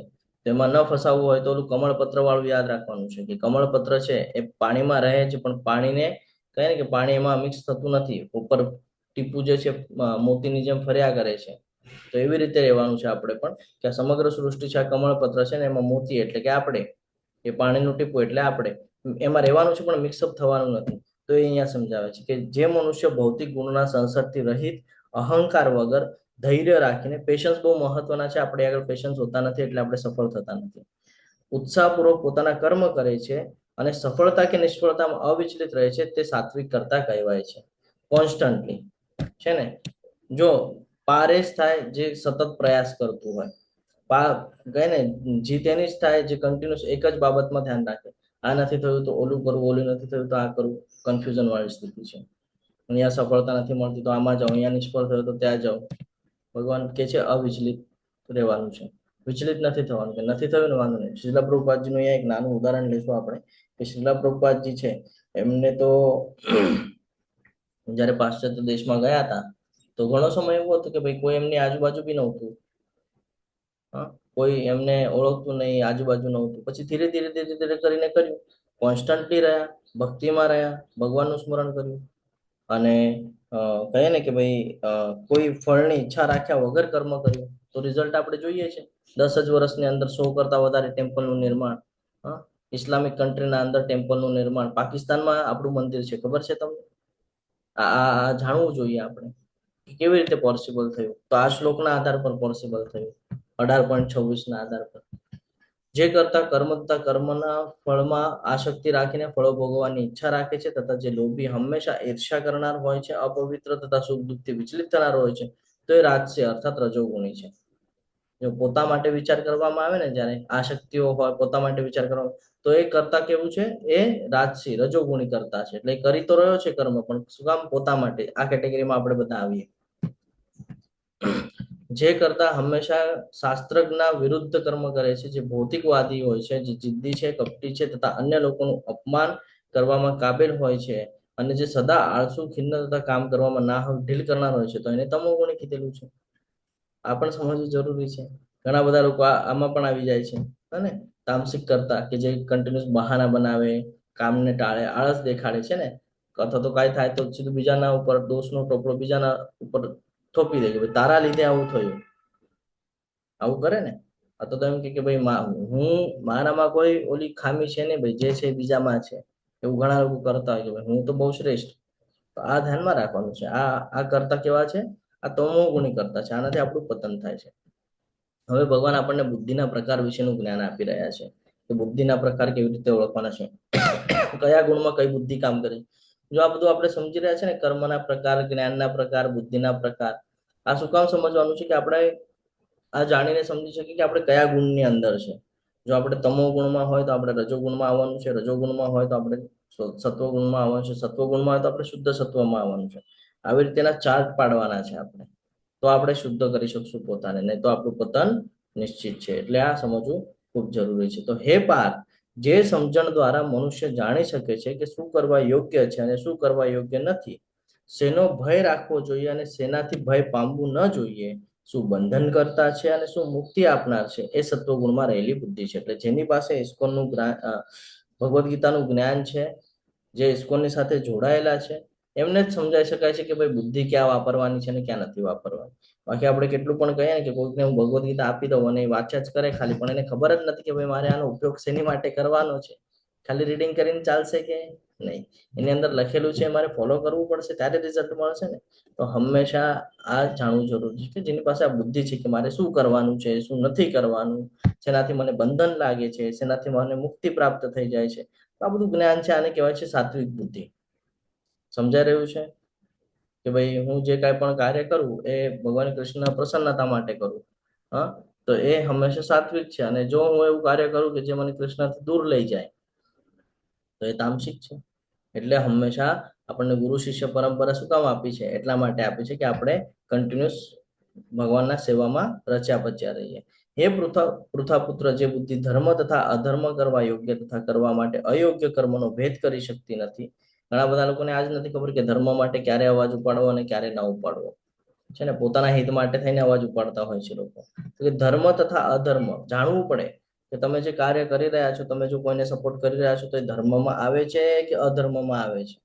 ઘણા સમયમાં થાય ને, તમારો ફ્રેન્ડ હોય ખોટા કામ કરે ને તમે એને સપોર્ટ આપો, તમને ખબર છે કે ભાઈ આ ખોટું કરે છે, તમે એનો વિરોધ નથી નોંધાવતા, તો તમે એ અધર્મ કરે છે તમે એમાં સપોર્ટ કરી રહ્યા છો. પછી તમે એમ કહો કે ભાઈ હું દાનવીર કર્ણ જેવો છું, તો ભાઈ ફ્રેન્ડ કેવો પણ રહેવા દો, ખબર છે મૃત્યુ થાય તો પણ એની સાઈડ નહીં, આ ખોટું છે, એનાથી તો કર્ણનું પણ પતન થઈ ગયું હતું, આ આપણે કેમ યાદ નથી રાખતા. તો હંમેશા ધ્યાનમાં રાખવાનું છે કે ધર્મ અને અધર્મ જાણતા આવડવું જોઈએ, એનો ભેદ કરતા આવડવું જોઈએ કે ક્યાં શું યોગ્ય છે ને ક્યાં શું યોગ્ય નથી. તો જે ભેદ નથી કરી શકતું એ રજોગુણી હોય છે. હું તમને એક ઉદાહરણ આપું તો પોલિટિશિયન લાઈનમાં મોસ્ટલી જોવા મળે છે કે એ લોકો જે અધિકારી વર્ગ ને બધા હોય એ લોકો હંમેશા લાંચ લેતા હોય. હવે લાંચ લેતા અને હું આપતો તો એ અધર્મ છે કે ભાઈ એ તારું કર્તવ્ય કર્મ છે, તારે કરવું જોઈએ, મારી પાસેથી અપેક્ષા રાખી છે તે એક્સ્ટ્રા લેવાની, તો આ લાભ માટે કરી રહ્યા છે અને આપણે પણ આપણા લાભ માટે જોઈને આપી દઈએ છીએ. આ અધર્મ છે કે એ તો કરી રહ્યો છે પણ હું પણ કરી રહ્યો છું, કેમ તો આપી રહ્યો છું. એવી જ રીતે જયારે આપણે ભગવદ્ ગીતાને સમજતા હોઈએ અને કોઈ આપણી સાથે ચર્ચા કરે, આપણને ખબર છે કે ભાઈ આને શ્લોક સમજવામાં આનાથી કઈ ભૂલ થઈ છે તો એને સુધારવું આપણું કર્મ છે, તો આપણે સુધારવાનું છે. પણ આપણે એને કહીએ હા હા તું કે છે એ સાચું, હા તું કે છે, તો આ ખોટી છે. તમે એના ખોટામાં તમે સાથ આપી રહ્યા છો, એટલે તમે કર્ણ બની રહ્યા છો અહીંયા કે ભાઈ તું ખોટું, હા વાંધો ને ભાઈ મારો ફ્રેન્ડ છે ખોટું કેતો પણ એને સાચું છે, એટલે એ કે પૂર્વ દિશા એમ ભગવાન ના પાડે છે, આ રજોગુણમાં આવી જાય છે. જે બુદ્ધિ મોહ તથા અંધકારને વશ થઈને અધર્મ ને ધર્મ તથા ધર્મ ને અધર્મ માને છે અને હંમેશા અવળી દિશામાં પ્રયાસ કરે છે, હે પાર્થ તે બુદ્ધિ તામસી કહેવાય છે. ખોટું કરતા હોય તો પણ એમાં સાથ સહકાર આપે છે ને, પાપને પુણ્ય માને ને પુણ્યને પાપ માને, નાસ્તિકતાને મહત્વ આપે. હંમેશા ધ્યાનમાં રાખવાનું. ઘણા બધા લોકો છે એવા છે ને કે કોઈ કર્મ કરી નાખે તો એમ કે ભાઈ ભાઈ પાપ કર્યું, ક્યાં પાપ કર્યું, તો કે ભાઈ કાંઈ આમાં કોઈ પાપ નથી. એક એક્ઝામ્પલ આપું, જે લોકો માંસાહાર કરતા હોય, નોનવેજ ખાતા હોય, એ લોકો એમ કે ભાઈ એને મારું તો કે મુક્તિ આપી એને, અરે પણ મુક્તિ એને અલગ પ્રકારે પણ મળી શકતી હતી ને. એનું જ્યારે પૂરું થઈ જાત, એનું જે સ્ટ્રક્ચર છે પૂરું થાત, એની વડે મૃત્યુ આવત, એને મુક્તિ મળી જાત. એમાં આપણે વચ્ચે ફાળો આપવાની કોઈ જરૂરત નહોતી. પણ આપણે શું કહીએ, નહીં મેં એને મુક્ત કરી નાખ્યો. અને પણ મુક્ત કરી નાખ્યો પછી એનું જે માંસ ખાધું એ એ એ અધર્મ ન કહેવાય? તો હંમેશા સમજવાનું છે કે મોહ અને અંધકારની અંદર આવીને જ આવા બધા કર્મ થાય છે. ધર્મ ને અધર્મ ને અધર્મ ને ધર્મ. ઘણા બધા લોકો છે દેવી દેવતાઓની જયારે કહીએ ને કે એટલે હું મહારાષ્ટ્રથી છું તો હું વધારે જોઉં છું આ બધું, કે દેવી દેવતાને ત્યાં જઈને બલિ આપવામાં આવે, ઓલા બકરા ને મરઘા ને એવું હોય ને એની બલિ આપવામાં આવે. અને પણ એ બલિ પ્રથા શું છે એ સમજવું પડે પેલા આપણને, કે કયા પશુની વાત થઈ હતી, કેવી સિચ્યુએશનના પશુની વાત હતી. તમે તો અહીંયા મન ફાવે એમ બલિ આપી રહ્યા છો અને પોતા માટે થઈને આપી રહ્યા છો. તો આ સમજવું પડે આપણને. યસ પ્રભુજી, સમીર પ્રભુજી બોલો. હરે કૃષ્ણ. હરે કૃષ્ણ. તમારો ક્વેશ્ચન હતો કે અહીં બહારની કન્ટ્રીઓમાં તો ધારો કે યુએસમાં છે તો એ તો બધે પણ તો 98% લોકો મીટ ખાતા હશે. તો એ લોકો તો કોઈ દિવસ ભૂલી જ જવાનું કે એ લોકો ભગવાનને મળવાની વાત તો બાજુ પર, કે ઉપરના લોકોમાં પણ જઈ શકશે, એ તો વાત જ ભૂલી જવાની. યસ પ્રભુજી, સાચી વાત છે. શાસ્ત્રોના અનુસાર તો તામસી બુદ્ધિ છે. હવે આવે છે સુખના પ્રકાર, કે જે શરૂઆતમાં ઝેર જેવું લાગે પરંતુ અંતે અમૃત સમાન હોય છે ને. સુખ આપણને બધાને એવું કહે ને કે ભાઈ નહીં નહીં નહીં નહીં નહીં, અમને તો સુખ જીવનમાં બહુ જ જોઈએ, પણ સુખ એ સતત પ્રયાસ કરે છે. સુખ પછી દુઃખ, દુઃખ પછી સુખ, સુખ પછી દુઃખ અને દુઃખ પછી સુખ. આ ચાલ્યા કરે છે સાયકલ. હવે અહીંયા સમજવું પડશે કે કેવી રીતે થાય છે. તો કે જે શરૂઆતમાં ઝેર જેવું લાગે, તમને કે સવારે ઉઠો, મંગળા આરતીમાં જોડાઓ, એક માળા કરો, તમે કહો ના ના પ્રભુજી એ બધું ન થાય છે ને. કે શરૂઆતમાં કેવું લાગે, વહેલા ઉઠવાનું, કે 4 નિયમોને ફોલો કરવાનું. તો કે ના ના પ્રભુજી આ ઝેર જેવું છે, આવું બધું અમારાથી ન થાય. જપ કરવા બેસે જ ને તો 2 માળા કરીએ ત્યાં તો વિચલિત થઈ જાય છે મન, કે ઉઠ ઉઠ ભાઈ એટલી બધી માળા નથી કરવાની, એવું બધું વિચારસરણી થાય છે. તો સ્ટાર્ટિંગમાં ઝેર જેવું લાગે, પણ જે લોકો માળા કરી રહ્યા છે, જે લોકો કન્ટિન્યુઅસ ભગવાનના સાનિધ્યમાં છે, એ લોકોને આપણે લાસ્ટમાં ચર્ચા કરશું કે શું અસર થાય છે ને. તો પછી અંતે અમૃત સમાન આપે છે. આપણે ગઈકાલે પણ ચર્ચા કરતા હતા, જો હું વધારે પ્રમાણમાં કાંઈ પણ ખાઈ લઉં ત્યારે મારા જીભને ખૂબ ભાવશે કે હા સરસ ટેસ્ટ છે, તીખું છે, મસ્ત છે, નમકીન છે, ખાઈ લીધું મેં. પછી તો કે ભાઈ પેટમાં ગયા પછી તકલીફ થશે. અને આ તો કે પેલા ઝેર જેવું લાગે છે. હજી એક એક્ઝામ્પલ આપું તમને. તમે ડોક્ટર પાસે જાઓ, ડોક્ટર તમને ટેબ્લેટ આપે ને દવાઓ આપે, તો એ આપણને ગમે નહીં પેલા, ભાઈ શું દવા ખાવાની, શું દવા ખાવાની, ઝેર જેવું લાગે. પરંતુ અંતે ખાઈ લઈએ તો આરામ મળે છે. તો આ સમજવું પડશે કે સ્ટાર્ટિંગમાં તમને ભક્તિ કરવા કહેશે ને તો તમને કંટાળો જ આવવાનો છે, તમને ઝેર જેવું જ લાગશે, પરંતુ અંતે તો કે અમૃત સમાન છે, કારણ કે મુક્તિ અપાવી દેશે. તથા મનુષ્યમાં આત્મ સાક્ષાત્કાર જાગૃત કરે છે. તમે કન્ટિન્યુઅસ માળા કરો, ભગવાનના સેવામાં લાગેલા રહો, ક્લાસ કરો, તો આનાથી શું થાય છે, આત્મ સાક્ષાત્કાર જાગૃત થાય. આત્મ સાક્ષાત્કાર એટલે હું કોણ છું, હું અહીંયા શા માટે આવ્યો છું, કર્મ શું છે, મારે કેવી રીતે જીવન જીવવાનું છે, ભગવાન કોણ છે, મારો ભગવાન સાથેનો સંબંધ શું છે, આધ્યાત્મિક જગત શું છે, ભૌતિક જગત શું છે, આ તમામ પ્રકારનું જ્ઞાન છે. આને કહેવાય આત્મ સાક્ષાત્કાર કરવું. તો આને સાત્વિક સુખ કહેવાય છે. જે સુખ ઇન્દ્રિયો દ્વારા તેમના વિષયોના સંસર્ગથી પ્રાપ્ત થાય છે. ઇન્દ્રિયો દ્વારા, ધ્યાય તો વિષયાંત પુંસવાળ યાદ રાખવાનું છે કે ઇન્દ્રિયો દ્વારા તેમના વિષયોના સંસર્ગથી પ્રાપ્ત થાય છે. જે શરૂઆતમાં અમૃત જેવું લાગે પણ અંતે ઝેર જેવું હોય છે, તે રજોગુણી છે. ફોર એક્ઝામ્પલ, તમે કંઈક જોઈ જાઓ, તમે તમારા ફ્રેન્ડ સાથે જાઓ, એમાં તમને લાલચ આવે, ભોગવવાની ઈચ્છા થાય. કોઈ ડ્રિંક કરતો હોય તો તમને લાગે ભાઈ હું પણ આલ્કોહોલ લઈ લઉં, તમને પણ આદત લાગી જાય.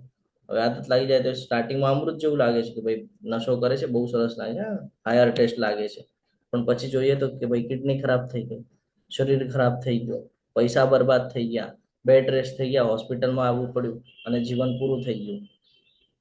સ્ટાર્ટિંગમાં અમૃત જેવું લાગ્યું પણ પછી ઝેર જેવું છે, તો એ રજોગુણી છે. અને જે સુખ આત્મ સાક્ષાત્કાર પ્રતિ અંધ છે, જે શરૂઆતથી અંત સુધી બ્રહ્મણાજ છે, જે નિંદ્રા, આળસ તથા પ્રમાદમાંથી ઉત્પન્ન થાય છે, એ તામસી કહેવાય છે. જે આ ડ્રગ્સ ને બધું આપેલું છે, કન્ટિન્યુઅસ નશામાં રચ્યા પચ્યા જે રહે છે, એની વાત કરી રહ્યા છે અહીંયા, કે કોઈ દિવસે તમને ઉપર નહીં લાવે. જેમ હમણાં પ્રભુજી આપણને કીધા હતા ને કે ભાઈ 98% લોકો છે કે જે લોકો માંસાહાર કરે છે, તો લોકો કોઈ દિવસે ઉપર નહીં આવી શકે, કોઈ દિવસે નહીં સમજી શકે. એ લોકોનું જીવન જ એમાં વ્યતીત થઈ રહ્યું હશે, ભોગ વિલાસમાં અને ઇન્દ્રિય તૃપ્તિના અંદર. ભગવાન શું છે, દૂર દૂર સુધી ભગવાને કીધેલું પાછલા અધ્યાયની અંદર શું કીધેલું કે ભાઈ જે લોકો તમોગુણમાં છે, લોકો કોઈ દિવસે મને નહીં જાણી શકે, હંમેશા લોકો મારાથી દૂર રહેશે, કોઈ દિવસે મને નહીં સમજી શકે. તો એવી બાબત થઈ જાય કે એ હંમેશા તામસી મારે છે. હવે 4 વર્ણ બહુ મહત્વનું છે આ. ઘણા બધાને એવું થાય કે ભાઈ 4 વર્ણ વિશે તો આપણે સાંભળેલું છે ચોથા અધ્યાયની અંદર કે ચાતુર્વર્ણે મયા સૃષ્ટમ ગુણકર્મ વિભાગ હશે. તો ભગવાન હવે 4 વર્ણ પણ સમજાય છે કે કોણ કયા વર્ણની અંદર કેવી ક્વોલિટી ધરાવે છે. જો એવી ક્વોલિટી આપણી અંદર હોય તો આપણે એ વર્ણના છીએ એમ સમજી શકાય છે. ઓકે, તો હવે આપણે શરૂઆત કરી. જો સૌથી પહેલો પોઈન્ટ છે શાંતિ પ્રિયતા, શાંત હોય. બીજું આત્મસંયમ, સેલ્ફ કંટ્રોલ, ઇન્દ્રિયો પર એનું નિયંત્રણ હોય. તપ કરતો હોય છતાં, હા, વાણીનું તપ, શરીરનું તપ, મનનું તપ કન્ટિન્યુઅસ ચાલતું હોય ભગવાનની સેવામાં. તપ ઇન સેન્સ કે ભગવાનની સેવામાં એ તપ થતા હોય. પવિત્રતા, આંતરિક શુદ્ધિ, બારેથી પણ શુદ્ધિ હોય, બાહ્ય શુદ્ધિ આંતરિક શુદ્ધિ બંને કરતો હોય. હા, પવિત્રતા રાખતો હોય. સહિષ્ણુતા, સત્યનિષ્ઠા કે જે સત્ય છે એ સત્ય છે, કોઈ સાથે ભેદભાવ નહીં, કોઈ સાથે છળ કપટ નહીં, કાંઈ જ નહીં. જેની પાસે સતત જ્ઞાન લેવાની વૃત્તિ છે કે આજે લીધું કાલે લીધું પરંતુ રોજ લઈ રહ્યો છે, થોડું થોડું થોડું થોડું થોડું થોડું કરીને. હા, જે વિજ્ઞાન તથા ધાર્મિકતા, વિજ્ઞાનને પણ સમજી રહ્યો છે અને ધાર્મિક જે સિદ્ધાંતો છે એને પણ સમજે છે. આ સર્વ સ્વાભાવિક ગુણો છે, સ્વભાવ. આના ઉપરથી આપણો સ્વભાવ, નેચર ફિક્સ થાય છે. આ ગુણો જેમના થકી બ્રાહ્મણો કર્મ કરે છે. તો બ્રાહ્મણની અંદર આ બધી ક્વોલિટી હોવી જોઈએ કે આપણે એમ કહીએ ને કે ભાઈ હું બ્રાહ્મણ છું, બ્રાહ્મણનો પુત્ર, બ્રાહ્મણનો પુત્ર. તો બ્રાહ્મણનો પુત્ર પહેલા તો શાંતિપ્રિય, આત્મસંયમી હોવો જોઈએ, ત્યારે એ બ્રાહ્મણ કહેવાય છે. અહીંયા આપણે જોઈએ છે તો આપણને દેખાય છે એવું કઈ? જોયું છે કોઈ દિવસે? સાચો બ્રાહ્મણ, પ્રભુપાદજી પણ કે છે સાચો બ્રાહ્મણ કોને કહેવાય? જે જપ કરતો હોય, શાસ્ત્ર વાંચતો હોય, શાસ્ત્ર જાણતો હોય, જે નિષ્કપટ હોય, હા, જે ભગવાનમાં સતત શ્રદ્ધા રાખે, એને બ્રાહ્મણ કીધું છે. પણ આપણે શું કરીએ છીએ? આપણા મનમાં જેમ આવે એમ આપણે વર્ણન કરીએ છીએ.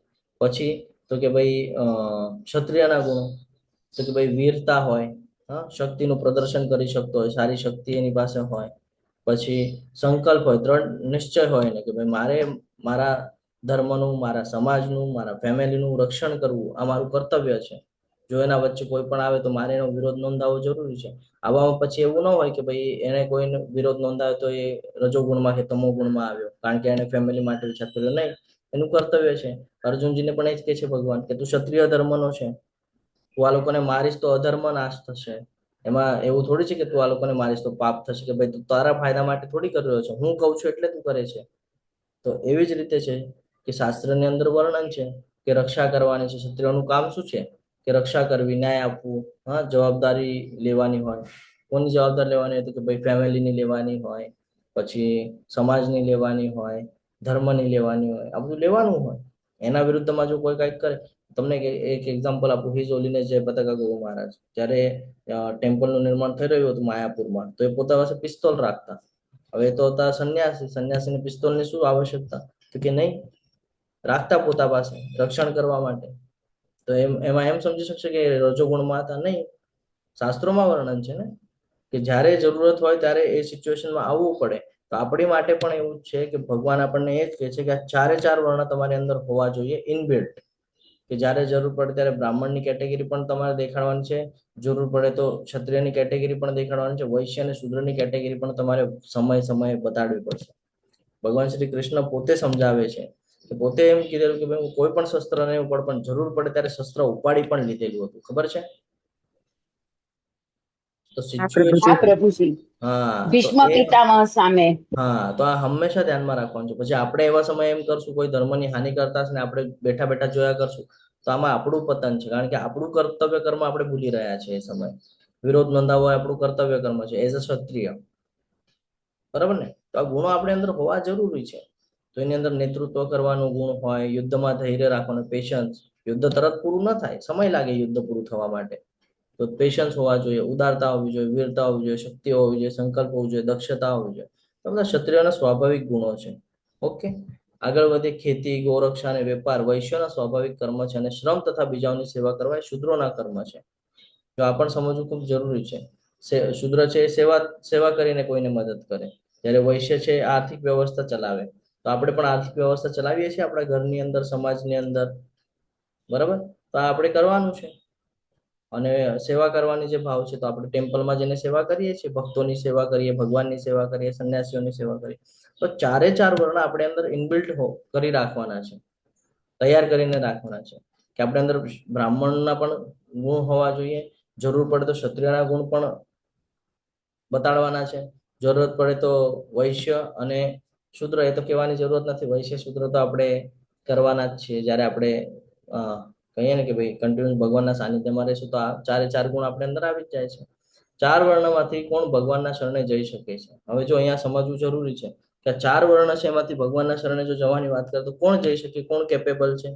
તો હવે અહીંયા ભગવાન સમજાવશે આપણને કે જે જીવ માત્રનું ઉદ્ભવ સ્થાન છે અને જે સર્વવ્યાપી છે તે ભગવાનની ઉપાસના કરીને મનુષ્ય પોતાના નિયત કર્મો કરતો રહીને પૂર્ણત્વ પ્રાપ્ત કરી શકે છે. નિયત કર્મો કરવા પડશે. ભગવાન ફરીથી અહીંયા મહત્વ આપે છે કે તારે શું કરવું પડશે?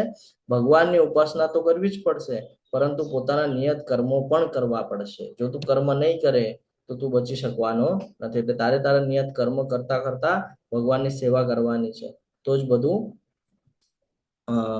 કહીએ ને કે ભાઈ તો જ તું ભગવાનના શરણે જઈ શકીશ. કારણ કે બધું ક્યાંથી ઉત્પન્ન થયું છે? તો કે ભગવાનથી જ બધું ઉત્પન્ન થયું છે. એટલે હંમેશા પોતાના કર્મ દ્વારા શું કરવાનું છે? પોતાના કર્મ દ્વારા શું કરવાનું છે આપણે? હરે કૃષ્ણ. શાસ્ત્રોમાં વર્ણન પ્રમાણે ભગવાનની સેવા કરવાની છે. અલગ અલગ માધ્યમ છે. કામ છોડવાનું નથી, પણ કૃષ્ણને સમર્પિત કરી દેવાનું છે. કોઈ કાર્ય છોડી નથી દેવાનું, કૃષ્ણને સમર્પિત કરી દેવાનું છે. ફોર એક્ઝામ્પલ, તમે કહીએ કે આપણે મહિનાભરમાં જે કાંઈ મૂડી કમાણી, તો આપણે એમ કહીએ કે ભાઈ પોતા માટે નહીં, ભગવાન માટે કમાવી છે. મને જેટલું એમાંથી જોઈએ છે મારા ઉદરનિર્વાહ માટે, એટલું મારી માટે રાખું છું, બાકીનું સેવામાં આપી દઈશ. આવી વૃત્તિ હોવી જોઈએ. તો આમાં ક્યાં આવી ગયા? કૃષ્ણ આવી ગયા સેન્ટરમાં. તો કોઈ દિવસે તમને એની હાનિ થશે નહીં. પણ આપણે એવું કરતા નથી. આપણે કહે છે નહીં ભાઈ મારું છે, 100 રૂપિયા પણ ભગવાનને એમ આપો કે તો નહીં નહીં ભાઈ મેં કમાવ્યા છે, હું ક્યાંથી આપું? આપણા એવા વિચાર હોય છે. પરંતુ જે લોકો એમ કરે છે એ લોકો કેટલા કરોડપતિ છે જોઈ લેજો. મોટા મોટા કહે ને કે ભાઈ દાનવીર ના એમાં એ લોકોનું નામ આવે છે કે ભાઈ સૌથી વધારે ડોનેશન આપે છે. શું કામ? ભગવાનને સમર્પિત છે. હવે જેટલું ભગવાનને સમર્પિત કરે છે ભગવાન ત્યાંથી એટલું હજી એને આપે છે, પણ આપણે એમાં સમજી શકતા નથી. તો આગળ વધીએ. અન્ય કોઈના સ્વધર્મ રૂપ કર્મને સ્વીકારીને તેને સારી રીતે કરવા કરતા પોતાના નિયત સ્વધર્મ રૂપ કર્મને કરતા રહેવું વધારે સાચું. ભગવાન અહીંયા સમજાવે છે. ઘણા બધા લોકો છે ધર્માંતર કરતા હોય છે ને, એક ધર્મમાંથી બીજા ધર્મમાં જવાની જે વાત કરતા છે અને નકલ કરતા હોય બીજાની કે ભાઈ એ આવી રીતે કરે છે તો હું પણ આવી રીતે કરું, એને એટલા કમાયા છે તો હું પણ કમાઉં. ઘણા બધા લોકો યુટ્યુબનું કોન્ટેન્ટ બનાવીને નાખતા હોય, પોડકાસ્ટ કરતા હોય, એમ થાય કે ભાઈ હું પણ કરી લઉં, મારી પણ સારી ઓલી છે તો હું પણ કરી લઉં. ભગવાન ના પાડે છે નકલ નહીં કરો, એ પડશે તમને પણ લઈને પડશે છે ને. ભગવાન કહે છે કે કોઈના સ્વધર્મરૂપ કર્મ કરીને સ્વીકારીને તેને સારી રીતે કરવા કરતા પોતે જ્યાં છો ને જેની અંદર, એની અંદર જ આપણે આપણા કર્મ કરતા રહેવું વધારે સારું છે. ભલે પછી તે ક્ષયયુક્ત રીતે કરવામાં આવતું હોય. પોતાના સ્વભાવ પ્રમાણે નિર્દિષ્ટ કર્મ કદાપી પાપથી પ્રભાવિત થતું નથી. ફોર એક્ઝામ્પલ કે એમ સમજી લઈએ કે ભાઈ સામેવાળો વ્યક્તિ છે એનામાં બળ વધારે છે, એ બળવાળું કામ કરે છે. હવે એને જોઈને હું પણ એવું કામ કરવા જઈશ તો થશે કે મને ભગવાને બુદ્ધિ આપી છે તો મારે બુદ્ધિથી મારું કર્મ કરવાનું છે. હું શું કામ બળ બતાડું? હું શું કામ નકલ કરું? હું શું કામ એની કહીએ કે બતાડવા જાઉં કે હું કાંઈક છું? ભગવાન ના પાડે છે. ભલે પછી તારે આગળ જ્ઞાન છે તો એ જ્ઞાનના આધાર પર કરે છે. ભલે એમાં કોઈક કંઈક બાકી રહી જાય છે, વાંધો નહીં, પરંતુ એ તારે કરવું જરૂરી છે. કારણ કે તારો સ્વભાવ એ છે. ઘણા બધા લોકો હોય જે તરત ક્રોધિત થઈ જાય, બરાબર? એ લોકોને ક્ષત્રિય ધર્મ સારી રીતે નિભાવતા આવડે. હવે તમે એને જો ક્ષત્રિય ધર્મ એ નિભાવી રહ્યો છો, તમે એને કહેશો કે ભાઈ વેપાર કરી લે કે કોઈની સેવા કર, એ નહીં કરે. એની અંદર જુસ્સો એવો છે તો એ તમે જયારે એને બીજાનું કરાવશો તો એ નહીં કરે. એવી જ રીતે જયારે તમે કોઈ બીજાને પકડીને લાવશો ને કહેશો ભગવદ્ ગીતા વાંચતો નહીં વાંચે, ભગવાન સમજાવી રહ્યા છે અહીંયા, એ નહીં કરે. પોતાના એમાં ધ્યાન આપો, પોતાના ધર્મમાં ધ્યાન આપો. બીજાના ધર્મમાં શું ચાલી રહ્યું છે એ લોકોનો પ્રશ્ન છે. એટલા માટે ઓલું વાક્ય નીકળ્યું છે ને કે સામેવાળો જે કરે છે એ એનું કર્મ છે, આપણે એવું નથી કરવાનું, એ આપણો ધર્મ છે. એ અહીંયાથી મળેલો છે એ શબ્દ, એ વાક્ય. પોતાના સ્વભાવ પ્રમાણે કરેલું નિર્દિષ્ટ કર્મ કદાપી પાપથી પ્રભાવિત થતું નથી. આ પ્રમાણે જે દિવ્ય અવસ્થામાં રહેલો હોય છે ને તે તરત જ પરબ્રહ્મની અનુભૂતિ કરે છે અને પૂર્ણપણે આનંદમય જીવન જીવે છે.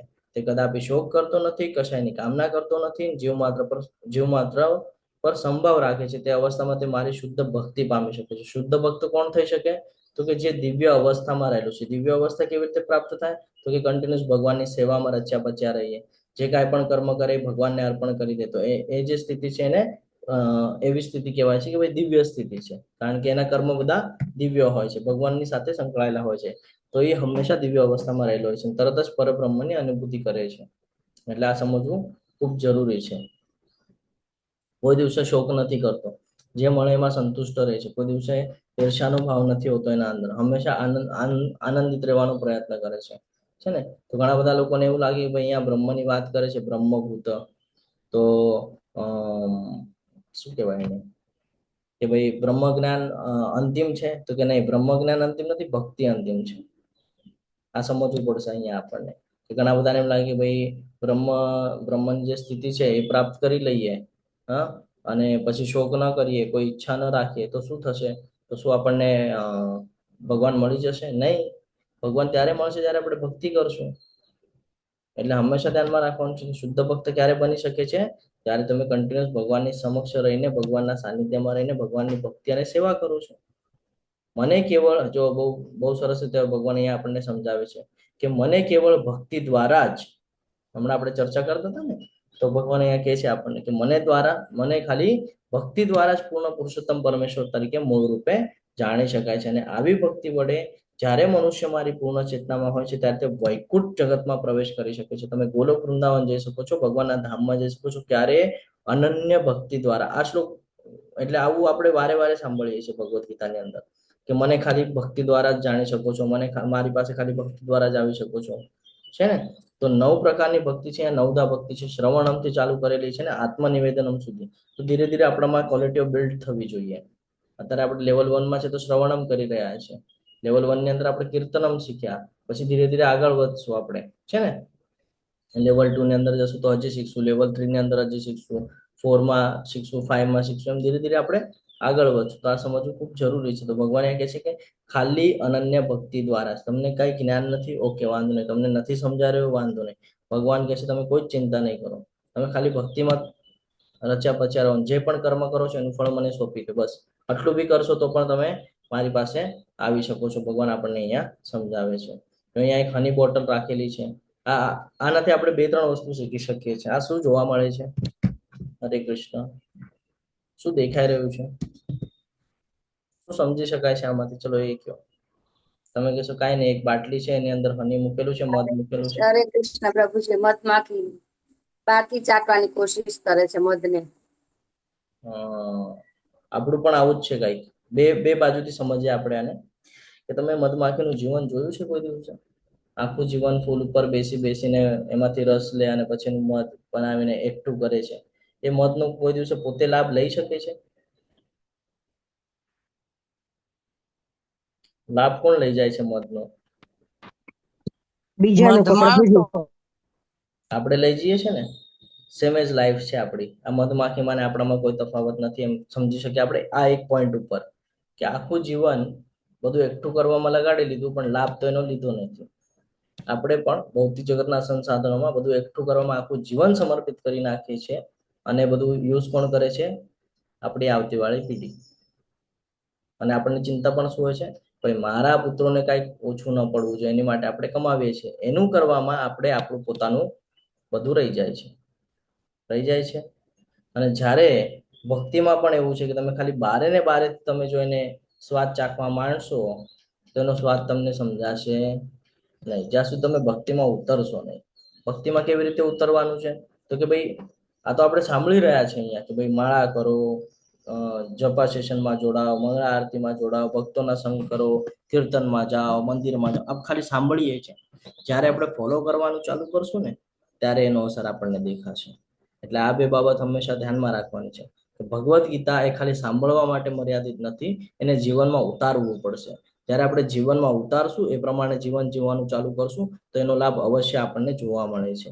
અને જ્યારે આપણે અંતિમ સમય આવે છે, એક નાનો એવો પ્રસંગ યાદ કરીએ તો અંતિમ સમય આવ્યો, દેહ ત્યાગ થઈ ગયો, બધી ક્રિયાવિધિઓ કરી અને આપણે પ્રયાણ કર્યું આગળ પ્રેતયોનીમાં, પિતૃયોનીમાં. પહેલા તો પ્રેતયોનીમાં જાય, પ્રેતયોનીમાંથી પિતૃયોનીમાં જાય, પછી ત્યાંથી બધું પૂરું થાય પછી સ્ટ્રક્ચર પાછું જન્મ મળે આપણને. પરંતુ જો સમજો કોઈ એવું વ્યક્તિ છે કે જેને ભક્તિ કરેલી છે, તો સિચ્યુએશન તો શું થશે ખબર છે? જ્યારે અહીંયાથી બધું છોડીને આપણે જશું, પ્રયાણ કરશું, વિરજા નદીને બધું લાગશે આપણને, જે ઉલ્લેખ છે એ પ્રમાણે.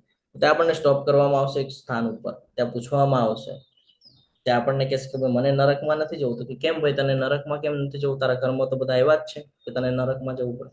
ના ના, મેં તો ભગવાનની ભક્તિ કરેલી હતી. તો પૂછશે ને કે ભાઈ ભક્તિ કેટલી ભક્તિ કરેલી છે, બતાડ શું ભક્તિ કરેલી છે. જેમ આપણે કોઈ મેળાની અંદર જઈએ, અહીંયા મેળાનું ઉદાહરણ મૂકેલું છે કે કોઈ મેળામાં જઈએ તો ત્યાં ટિકિટ લેવી પડે, કોઈ મૂવી જોવા જઈએ તો ત્યાં ટિકિટ લેવી પડે, તો બારે આપણને સિક્યુરિટી ગાર્ડ પૂછે ભાઈ ટિકિટ છે તમારી પાસે તો અંદર તમને પ્રવેશ મળે. એવી જ રીતે ગોલોક વૃંદાવનમાં જયારે આપણે જશું તો બારે આપણને રોકવામાં આવશે, ત્યાં પૂછવામાં આવશે કે ભાઈ તમે ભગવાનની ભક્તિ કરેલી છે? આપણે કહીશું હા કરેલી છે. તો કે બતાડો કેટલી કરેલી. તો કહેશું ભાઈ માળા કરતા હતા ને, ત્યારે એ કહેશે ભાઈ બતાડો કેટલી માળા કરી છે, કેવી રીતે માળા કરી છે સમજાવો એને. પછી આપણી સામે આપણને કહેશે કે હા ભાઈ તું માળા કરતો હતો ને ત્યારે તારા વિચાર તો બીજે ફરી રહ્યા હતા ભૌતિક જગતમાં. તો કે નહીં નહીં, મેં ક્લાસ પણ કરેલા છે ભગવદ્ ગીતાના, L1 L2 L3 કરેલા છે. હા વાંધો નહીં, કરેલા છે, અવશ્ય કરેલા છે, ના ક્યાં પાડીએ છીએ અમે, કરેલા છે. પણ જયારે ક્લાસ કરતા હતા ત્યારે તારા મગજમાં વિચારો બીજા ચાલતા હતા, કોન્સન્ટ્રેશન નહોતું તારું. તો આપણને પણ આવી રીતે પૂછવામાં આવશે કે આપણે શુદ્ધ થઈને કેટલી ભક્તિ કરેલી છે, હા ભાવની સાથે કેટલી ભક્તિ કરેલી છે. ઘણા બધા લોકોને હું જોઉં છું ઘણી બધી માળા કરેલી હોય છે, હા, પરંતુ એ માળા કરીએ છીએ તો શું આપણે સ્થિર મનની સાથે કરીએ છીએ? આપણને એવું થાય ના. તો એટલા માટે કે છે કે સવારે વહેલા ઉઠો અને જપા સેશન ચાલતો હોય ત્યારે જોડાઓ, કારણ કે સવારે વાતાવરણ શાંત હોય છે. લગભગ અડધું જગત સૂતેલું હોય છે, અડધું જગત સૂતેલું હોય છે, બરાબર ને? આવા સિચ્યુએશનમાં જો તમે સવારે વહેલા ઉઠીને જો માળા કરશો તો શાંત મન હશે તો એકાગ્ર થશે, ને એકાગ્ર થઈને જો આપણે માળા કરેલી હશે તો આપણામાં ભક્તિનો સંચાર થશે. અને જ્યારે લાસ્ટ મુમેન્ટ આવશે આપણે આવી રીતે જશું તો તે આપણને ક્લેરિફિકેશન નહીં આપવું પડે કે ભાઈ મેં ભક્તિ કરેલી છે. ત્યાં સમજાઈ જશે કે હા ઓલરેડી ભક્તિ કરેલી છે, આવી જાઓ. આ સમજવું પડશે આપણે કે આપણે કેટલી ભક્તિ. આપણે રોજ પાપ કરીએ છીએ, અત્યારથી આનાથી પહેલા ખબર નહોતી કેટલાય પાપ કરી નાખ્યા છે. પાપનો ઘડો આપણો વધારે જડ છે અને પુણ્યનો તો કે બહુ ઓછો છે, તો એ વધારવો પડશે. હવે પછીની જર્ની આપણને ખબર નથી કેટલા દિવસ જીવવાના છીએ, તો છેલ્લો દિવસ છે આજે એમ સમજીને ભક્તિમાં લાગવાનું છે કે ભાઈ રહી ન જાય કાંઈ. અને એ પ્રમાણે ડેલી આપણે ભક્તિ કરવાની છે. ધીરે ધીરે સિચ્યુએશન એવી થશે કે બે લેવલમાં આવશે તો પછી ભક્તિનો જે ઘડો છે એ મજબૂત થશે આપણો. એટલે આપણને એવું લાગતું હોય કે આપણે તરત મુક્ત થઈ જશું, આપણા કર્મ નથી એવા કે આપણે તરત મુક્ત થઈ જવાના.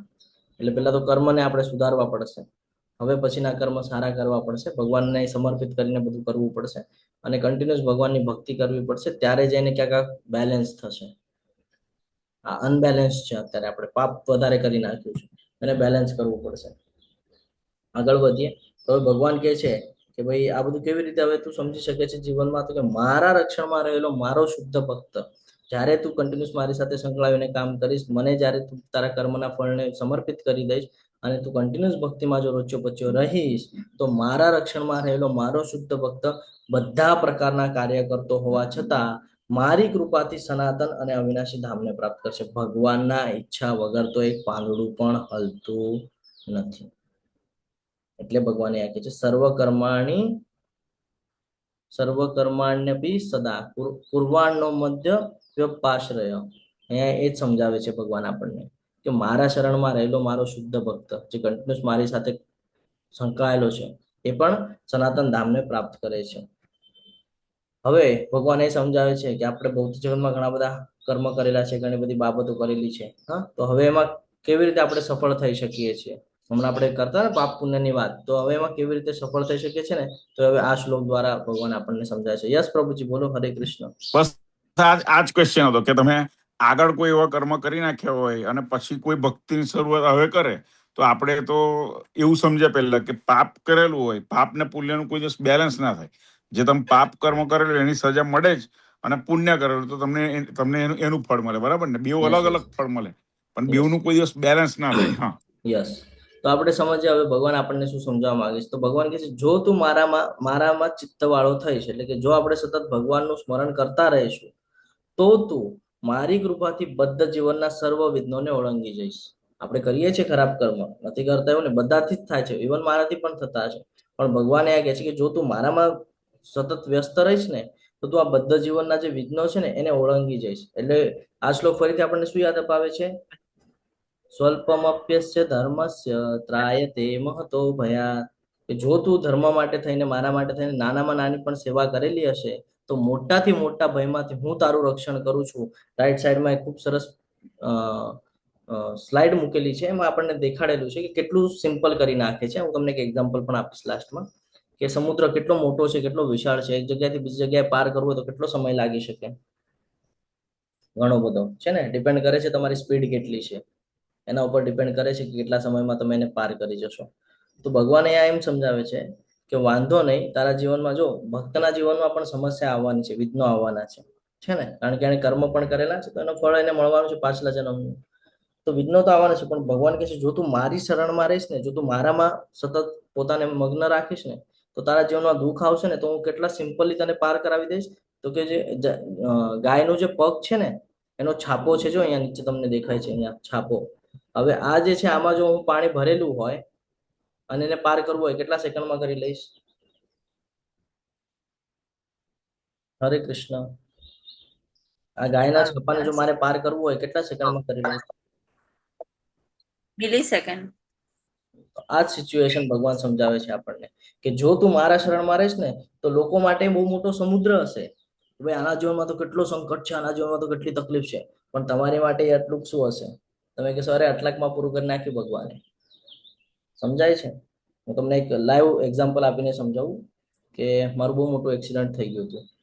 એટલે રાઈટ સાઈડનો પગ મારો ડાયરેક્ટ ટુકડા થઈ ગયા હતા, ડાયરેક્ટ એના ટુકડા થઈ ગયા હતા.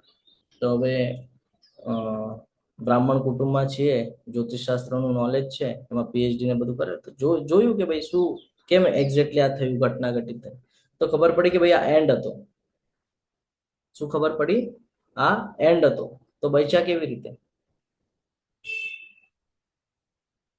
આ ભગવાન છે કે જે આટલામાં પતવાનું હતું એને આટલામાં પતાવી દીધું કે ભાઈ હજી તારે ભક્તિ કરવાની બાકી છે, હજી લોકો સાથે તારે ચર્ચાઓ જ્ઞાન બધી આપલે કરવાની બાકી છે, તારે એટલા જલ્દી ત્યાં જવાનું નથી, એટલે બચાવી લીધું.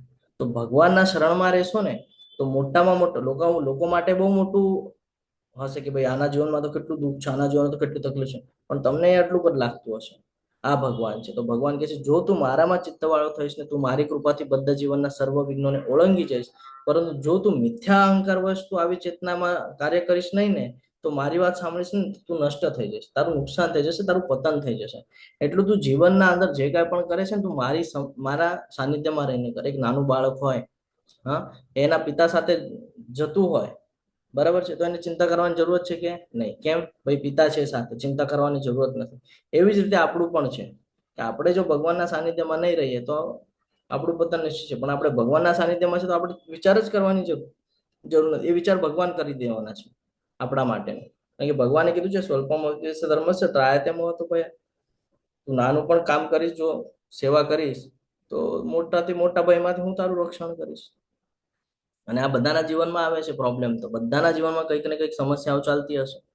તો એને કેવી રીતે પાસ આઉટ કરવાનું છે, કેવી રીતે એને ફેસ કરવાનું છે, તો ભગવાન અહીંયા સમજાય છે મારા શરણમાં આવી જા, બધું ક્યારે પૂરું થઈ જશે હું ખબર પણ નહીં પડવા દઉં તને, છે ને. ઘણી બધી કથાઓ છે.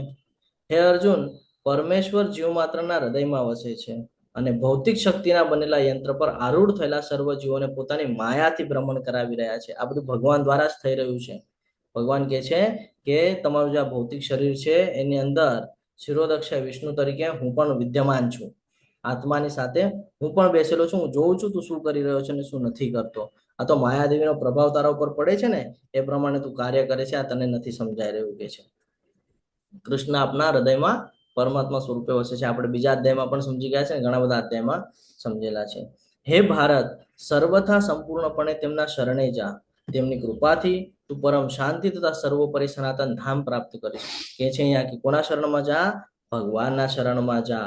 એમની જ કૃપાથી તને શાંતિની અનુભૂતિ થશે. તારા જીવનમાં ગમે એટલું તોફાન આવશે તો પણ તું શાંતિની અનુભૂતિ કરી શકીશ. શું કામ? કારણ કે તું ભગવાનના સાનિધ્યમાં છે. ઘણી બધી ઘટનાઓ છે, ઘણા બધાના તમે ઉદાહરણો લઈ શકો છો, ઘણા બધા. સુદામાજી, કેટલો બધો પ્રોબ્લેમ હતો જીવનની અંદર, લાસ્ટમાં ક્યાં જાય છે? ભગવાનના શરણમાં જાય છે, બધું ક્લિયર કરી નાખે છે ભગવાન. ગજેન્દ્ર મોક્ષની કથા, કેવી સિચ્યુએશન છે? પ્રહલાદ મહારાજ, ધ્રુવ મહારાજ, હા, કઈ પણ કથા લ્યો તમે, બધા કથાની અંદર તમને એક જ સમજાશે કે જ્યારે જ્યારે ભગવાનનું શરણ ગ્રહણ કરેલું છે, અર્જુનજી જ્યારે જ્યારે ભગવાનનું શરણ ગ્રહણ કરેલું છે ત્યારે ત્યારે શાંતિ મળેલી છે. એટલે કે છે ને એક શ્લોક છે શાંતિનું સૂત્ર. કયું છે શાંતિનું સૂત્ર? હરે કૃષ્ણ. હરે કૃષ્ણ. કયું છે શાંતિનું સૂત્ર? શું શું કરવાથી શાંતિ પ્રાપ્ત થાય છે? જૂના ડિવોટીસ. સર્વ ધર્માન પરિત્યજ્ય મામેકમ શરણં વ્રજ અહમ ત્વાં સર્વ પાપેભ્યો મોક્ષયિષ્યામિ મા શુચઃ. તો આજના એમાં આવશે, આપણને સમજાવશે હજી ભગવાન આગળ કે હજી કેવી રીતે શરણમાં જવાનું છે. ભોક્તારમ યજ્ઞ તપસા સર્વલોકો મહેશ્વરમ સુવદમ સર્વભૂતાનામ જ્ઞાત્વા મામ શાંતિ મુચ્છતિ. ત્યારે શાંતિ મળે છે આપણને કે જ્યારે આપણે ભગવાનને ભોક્તારમ કહીએ છીએ તો બધું ભગવાન દ્વારા થાય છે ને. તો હંમેશા ભગવાનના શરણમાં રહેવાનું છે, કારણ કે એમની ઈચ્છાથી જ બધું થાય છે. એમની ઈચ્છા વગર તો પાંદડું પણ હોતું નથી. હવે ભગવાન અહીંયા કહી રહ્યા છે અર્જુનજીને બધા પ્રકારનું જ્ઞાન આપી દીધું છે ટોટલ. આને કહેવાય ગુરુ. આ ભગવાન જો અહીંયા આપણને સમજાવે છે, કોઈ દિવસે બર્ડન નથી નાખતા. બર્ડન નાખે છે નહીં. શું કે છે સાંભળો ભગવાન હવે અર્જુનજીને અહીંયા. આ પ્રમાણે મેં તને ગુહ્યતમ જ્ઞાન વિશેની સમજૂતી આપી દીધી છે. આ વિશે તું પૂરું મનન કર અને પછી તારી જેવી ઈચ્છા હોય એમ કર.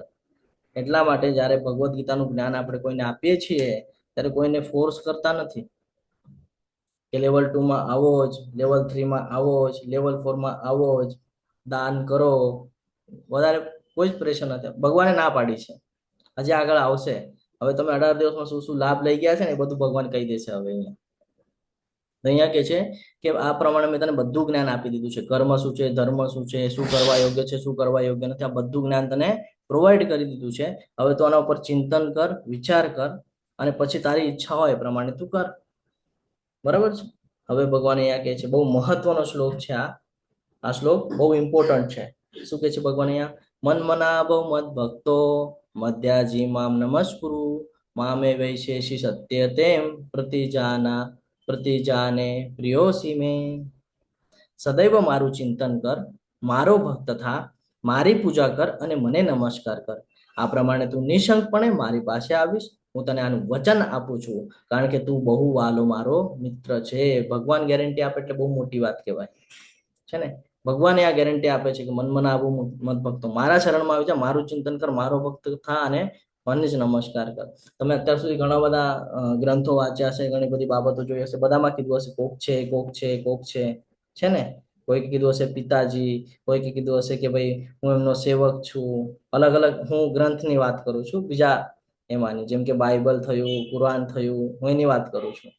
પણ આપણી ભગવદ્ ગીતા એમ કે છે કે જે કોક કોક કરે છે ને એ કોક નથી, એ હું છું. અહીંયા ભગવાન કે છે કે સદૈવ મારું ચિંતન કર, મારો ભક્ત થા, મારી પૂજા કર અને મને જ નમસ્કાર કર. આ પ્રમાણે તું નિશંકપણે મારી પાસે આવીશ અને આનું હું તને ગેરંટી આપું છું, વચન આપું છું. તો કેટલું શોર્ટકટ છે આપણી માટે કલયુગની અંદર ભગવાનને પ્રાપ્ત કરવા. અનન્ય ભક્તિ દ્વારા ભગવાન પ્રાપ્ત થઈ શકે છે. તો આપણે શું કરી શકીએ છીએ? મન મનાવો મત ભક્તો મધ્યાજીમાં નમસ્કુરુ. તો કે ભગવાનને એમાં મન લગાડવાનું છે. કેવી રીતે? જપ કરીને. જપ કરતા વખતે સામે તુલસીજી મૂકવાના છે અથવા તો સામે ભગવાનના ફોટોને મૂકીને આપણે જપ કરવાના છે. એટલે કોન્સન્ટ્રેશન થાય. ભગવાનનો ભક્ત કેવી રીતે થઈ શકે? તો કે ભોગ લગાડીને પેલા ભગવાનની માટે બનાવીએ છીએ એવો વિચાર કરી ભગવાનને ભોગ અર્પણ કરીને પછી એ ગ્રહણ કરવાનું છે. ભગવાનની જ પૂજા કરવાની છે ને. ભગવાન કહે છે મારી પૂજા કર અને મને નમસ્કાર કર, ટેમ્પલમાં જા, સેવા કર. આવું બધું કરીશ તો તું મારી પાસે આવી જઈશ. હવે ઘણા બધા લોકોને એવું થાય કે ભાઈ મને કાંઈ જ નથી સમજાઈ રહ્યું, આખી ભગવદ્ ગીતા નથી સમજાણી, કોઈ કર્મ વિશે નથી સમજાણું, કોઈ જ્ઞાન નથી મળી રહ્યું, કોઈ બુદ્ધિ યોગ નથી સમજાઈ રહ્યું, કાંઈ જ નથી સમજાઈ રહ્યું. શું કરવું છે ને શું નથી કરવું, હું કન્ફ્યુઝન વાળી સ્થિતિમાં છું, મારા મન જેવું કાંઈ જ થતું નથી. એટલે આ એ લોકો માટેનો શ્લોક છે જે લોકો ડિપ્રેશનના શિકાર છે, જે લોકો ડિપ્રેશનમાં વયા ગયા છે, જે લોકોને કાંઈ જ નથી સમજાતું કે ભાઈ મારા જીવનમાં આગળ શું છે, ભવિષ્ય શું છે. હા, એને એમ લાગે છે કે મારે અહીંયા જ બધું પૂરું કરી દેવું જોઈએ. ત્યારે એને આ શ્લોક સમજાવવાનો છે. આટલો શ્લોક સમજાવશો ને તો પણ એનું જીવન સફળ થઈ જશે. રાઈટ સાઈડમાં જો બે કથા છે. દ્રૌપદી પાસે લાસ્ટ ઓપ્શન શું હોય છે? માધવ માધવ, ગોવિંદ ગોવિંદ. બરાબર. ગજેન્દ્ર મોક્ષ પાસે પણ લાસ્ટ ઓપ્શન શું છે? ભગવાન. તો એને એક જ કહેવાનું છે કે જ્યારે તમને એવું લાગે, જ્યારે આપણા જીવનની અંદર એવી સિચ્યુએશન આવે ક્યારે પણ કે બધું જ પૂરું થઈ ગયું છે, તો કે અંત અસ્તિ પ્રારંભ, કે જ્યારે કાંઈક પૂરું થાય છે ત્યારે નવું કંઈક ચાલુ કરવાનું હોય છે. એ નવું શું છે તો અહીંયા સમજવા જેવું છે. આ શ્લોક ધ્યાનમાં રાખવાનો છે કે સર્વ ધર્માન પરિત્યજ્ય મામેકમ શરણમ વ્રજ. તો ભગવાન કે છે શું થશે એનાથી? તો કે અહમ ત્વામ સર્વ પાપેભ્યો મોક્ષયિષ્યામિ મહાશુચ. કે છે સર્વ પ્રકારના ધર્મનો ત્યાગ કર અને મારા શરણમાં આવી જા. હું તારો સર્વ પાપોમાંથી ઉદ્ધાર કરીશ. ડરવાની કોઈ આવશ્યકતા નથી. તો જ્યારે એવી સિચ્યુએશન આવે કે ડિપ્રેશનના શિકાર થઈ રહ્યા છો કે નથી સમજાઈ રહ્યું, ત્યારે આ શ્લોક યાદ કરવાનો છે અને સીધું ભગવાનના શરણમાં પહોંચી જવાનું છે. જ્યારે અર્જુનજી પણ કન્ફ્યુઝ થયા હતા, બરાબર, ફરીથી હું તમને પહેલા અધ્યાય પર લઈ જાઉં છું. અર્જુનજી પણ કન્ફ્યુઝ થયા હતા, ત્યારે એમણે પણ ગાંડીવ મૂકી દીધું હતું, હાથ ધ્રુજતા હતા અને કન્ફ્યુઝ થઈ ગયા હતા કે મારે શું કરવા યોગ્ય છે અને શું કરવા યોગ્ય નથી. ધર્મ સંકટમાં ફસાઈ ગયા હતા. અધ્યાય 2 ની અંદર જ્યારે આવ્યા તો એક શ્લોક આવ્યો, કાર્પણ્ય દોષો પહત સ્વભાવ પૃચ્છામિ ત્વામ ધર્મ સમૂઢ ચેતા યશ્રેયસ્યા નિશ્ચિતમ બ્રૂહિ તન્મે શિષ્યસ્તેહમ સાધિ મામ ત્વામ પ્રપન્નમ. તરત ભગવાનના ચરણમાં આવી ગયા અને આખી ભગવદ્ ગીતા બોલાઈ ગઈ, બધું જ્ઞાન આપી દીધું. એટલે આ શ્લોક હંમેશા યાદ રાખવાનો છે કે ભગવાન કહે છે કે બધા પાપોમાંથી હું તારો ઉદ્ધાર કરી દઈશ, ડરવાની કોઈ જરૂરત નથી. હવે એ લોકો માટેનું છે કે જે લોકો 18 દિવસ સુધી અહીંયા જ્ઞાન લઈ રહ્યા હતા, એ લોકોને કેટલા લાભ થઈ ગયા છે ને ખાલી સાંભળવાથી. આવ્યા હતા એ બીજા ઇન્ટેન્શનથી કે ભાઈ અમારે પ્રસિદ્ધિ જોઈએ છે, પૈસા કમાવા છે, સક્સેસ થવું છે, આ ઇન્ટેન્શનથી આવ્યા હતા. પણ હવે એને કેટલી બધી ભક્તિ કરી નાખી છે ને હવે અહીંયા સમજાશે, ભગવાન બધા રહસ્યો ખોલશે. હવે કે ને પિક્ચરનું ક્લાઇમેક્સ, એવી રીતે અહીંયા ભગવદ્ ગીતાનું ક્લાઇમેક્સ જાણીએ છીએ આપણે. છેલ્લો દિવસ છે, થોડો વધારે સમય લઈ રહ્યો છું તમારો, પણ મજા આવશે હવે છેલ્લે. જે મનુષ્ય ભક્તોને આ પરમ રહસ્ય બતાવે છે તે શુદ્ધ ભક્તિ પ્રાપ્ત કરે છે અને અંતે તે મારી પાસે આવશે, એમાં લેશ માત્ર શંકા નથી. હવે જે લોકો દ્વારા તમે આ જ્ઞાન લેવા માટે અહીંયા ઉપસ્થિત થયા એ લોકોને થયેલો લાભ, કે જે લોકોએ તમને આ રહસ્ય બતાવ્યું કે ભાઈ ક્લાસ છે, ક્લાસ કરી લો, તો એ લોકોના જીવનમાં ભક્તિ એન્ટર થઈ ગઈ એની મેળે. એ લોકો ભક્તિ કરવાના ચાલુ થઈ ગયા છે, એ લોકોની ભક્તિ ચાલુ થઈ ગઈ હશે. અને હવે જ્યારે ભક્તિમાં કોન્સ્ટન્ટ રહેશે તો ભગવાન કહે છે અંતે મારી પાસે આવી જઈશ, લેશ માત્ર ને શંકા નથી. તો આ એ લોકોને ફાયદો થયો જે લોકો તમને લઈ આવ્યા. હવે આગળ શું કહે છે ભગવાન, કે મને કોણ પ્રિય છે? ભગવાનને કેવા ભક્તો પ્રિય છે? આ જગતમાં તેના કરતા અન્ય કોઈ સેવક મને વધારે પ્રિય નથી અને કદી કોઈ દિવસે વધારે પ્રિય થશે પણ નહીં. તો જે લોકો આ રહસ્ય બીજા સુધી પહોંચાડવાનું જે કામ કરે છે એ ભક્ત ભગવાનને અતિ પ્રિય છે. એટલે પ્રચાર કરવાનું કામ. શ્રીલા પ્રભુપાદજી, હું તમને એક્ઝામ્પલ સાથે સમજાવવાનો પ્રયત્ન કરીશ. શ્રીલા પ્રભુપાદજી, આપણને 1 2 3 4 5 લેંગ્વેજ આવડતી હશે, બહુ તો છે ને, એનાથી વધારે લેંગ્વેજ આપણને આવડતી નહીં હોય. શ્રીલા પ્રભુપાદજીએ આ નીચે જેટલી લેંગ્વેજ લખેલી છે ને, હું બધી લેતો નથી સમયના અભાવના લીધે, આ જેટલી લેંગ્વેજ છે ને બધી લેંગ્વેજમાં ટ્રાન્સલેશન કરીને આપેલું છે શ્રીલા પ્રભુપાદજી. આટલી લેંગ્વેજ એમને આવડે છે. કેવી રીતે તમે હવે કહેશો કે ભાઈ ભગવાનનું કહે ને કે ભાઈ આપણા ઉપર કૃપા નથી? આટલી લેંગ્વેજ આવડવી જોક છે? અને જો જીવન ચરિત્ર વાંચો તો ખબર પડશે કેટલું જીવન શેમાં વ્યસ્ત થયું છે. એ પછી આટલી બધી લેંગ્વેજ આવડવી અને એમાં આટલું બધું ટ્રાન્સલેશન કરવું. હવે અહીંયા જે લોકોએ કહીએ ને કે ભાઈ આ જ્ઞાન લીધું, 18 દિવસ સુધી શ્રવણમનું કામ કર્યું, એની માટે હવે આ શ્લોક છે 70મો શ્લોક. શું કે છે આપણે સાંભળીએ. અને હું જાહેર કરું છું, ભગવાન કહી રહ્યા છે, આ ભગવદ્ ગીતાની અંદરનો શ્લોક છે. અને હું જાહેર કરું છું કે જે મનુષ્ય આપણા આ સંવાદનું અધ્યયન કરે છે તે પોતાની બુદ્ધિથી મારી પૂજા કરે છે. બુદ્ધિથી ભગવાનની પૂજા થઈ ગઈ. કેમ? કારણ કે તમે સતત વિચાર કરતા હતા ને કે ભાઈ કૃષ્ણએ આમ શું કામ કીધું, કૃષ્ણ આમ શું કામ બોલ્યા, કૃષ્ણ શું કહેવા માંગે છે, કૃષ્ણ શું કામ મેન છે, કૃષ્ણ કૃષ્ણ કૃષ્ણ કૃષ્ણ. બુદ્ધિમાં શું ચાલતું હતું? કન્ટિન્યુઅસ ભગવાન ભગવાન ભગવાન ભગવાન. તો કે એનાથી તે તારી બુદ્ધિથી મારી પૂજા કરી લીધી છે. અને જે મનુષ્ય, હવે એ લોકો માટે છે કે જે લોકોએ સાંભળ્યું છે, પણ કેવી રીતે સાંભળ્યું છે એ અહીંયા હવે ભગવાન કહે છે કે જે મનુષ્ય શ્રદ્ધાપૂર્વક તથા દ્વેષ રહિત થઈને આ સાંભળે છે, જેને શ્રદ્ધા રાખીને દ્વેષ રાખ્યા વગર જેને આ સાંભળેલું છે, એ સર્વ પાપોમાંથી મુક્ત થઈ જાય છે અને પુણ્યાત્માઓના શુભ લોકને પ્રાપ્ત કરે છે. ક્યાં જશે? તો થઈ ગયું બેનિફિટ. ખાલી લેવલ 1 કરી એમાં બેનિફિટ ખબર પડી ગયું, 18 દિવસ સુધી ખમ્યા. એમાં ઘણા બધા લોકો આજે ખમ્યા નથી, એ લોકોનો ફાયદો ન ખબર પડી કે શું ફાયદો થયો. તો ભગવાન કહે છે ને કર્મનો સિદ્ધાંત છે, આવશે જ તો ફરીને. તો હવે અહીંયા ભગવાન ફાયદાઓ કહી રહ્યા છે કે ભાઈ તે સાંભળી લીધું છે ને, અને જો તે શ્રદ્ધાપૂર્વક અને દ્વેષ રહિત થઈને સાંભળ્યું છે ને, તો બધા પાપોમાંથી તારી મુક્તિ થઈ જશે કે છે. કારણ કે હવે પછી તું પાપ કરીશ નહીં. હવે તારી પાસે જ્ઞાન છે તો હવે તું કોઈ પ્રકારનું પાપ કરીશ નહીં, તો પાપોમાંથી તારી મુક્તિ થઈ જશે. અને તું ક્યાં જઈશ? તો કે પુણ્યાત્માઓ જ્યાં વાસ કરે છે, ઉપરનું જે ઉચ્ચ લોક છે એ ઉચ્ચ લોકમાં તું જઈ શકે છે. એટલે અહીંયાથી જ બેઠા બેઠા આપણને ભગવાને ઉપરના લોકમાં મોકલાવી દીધું છે. ડિપેન્ડ કરે છે હવે આપણે કેટલું એને પકડીને ચાલીએ છીએ.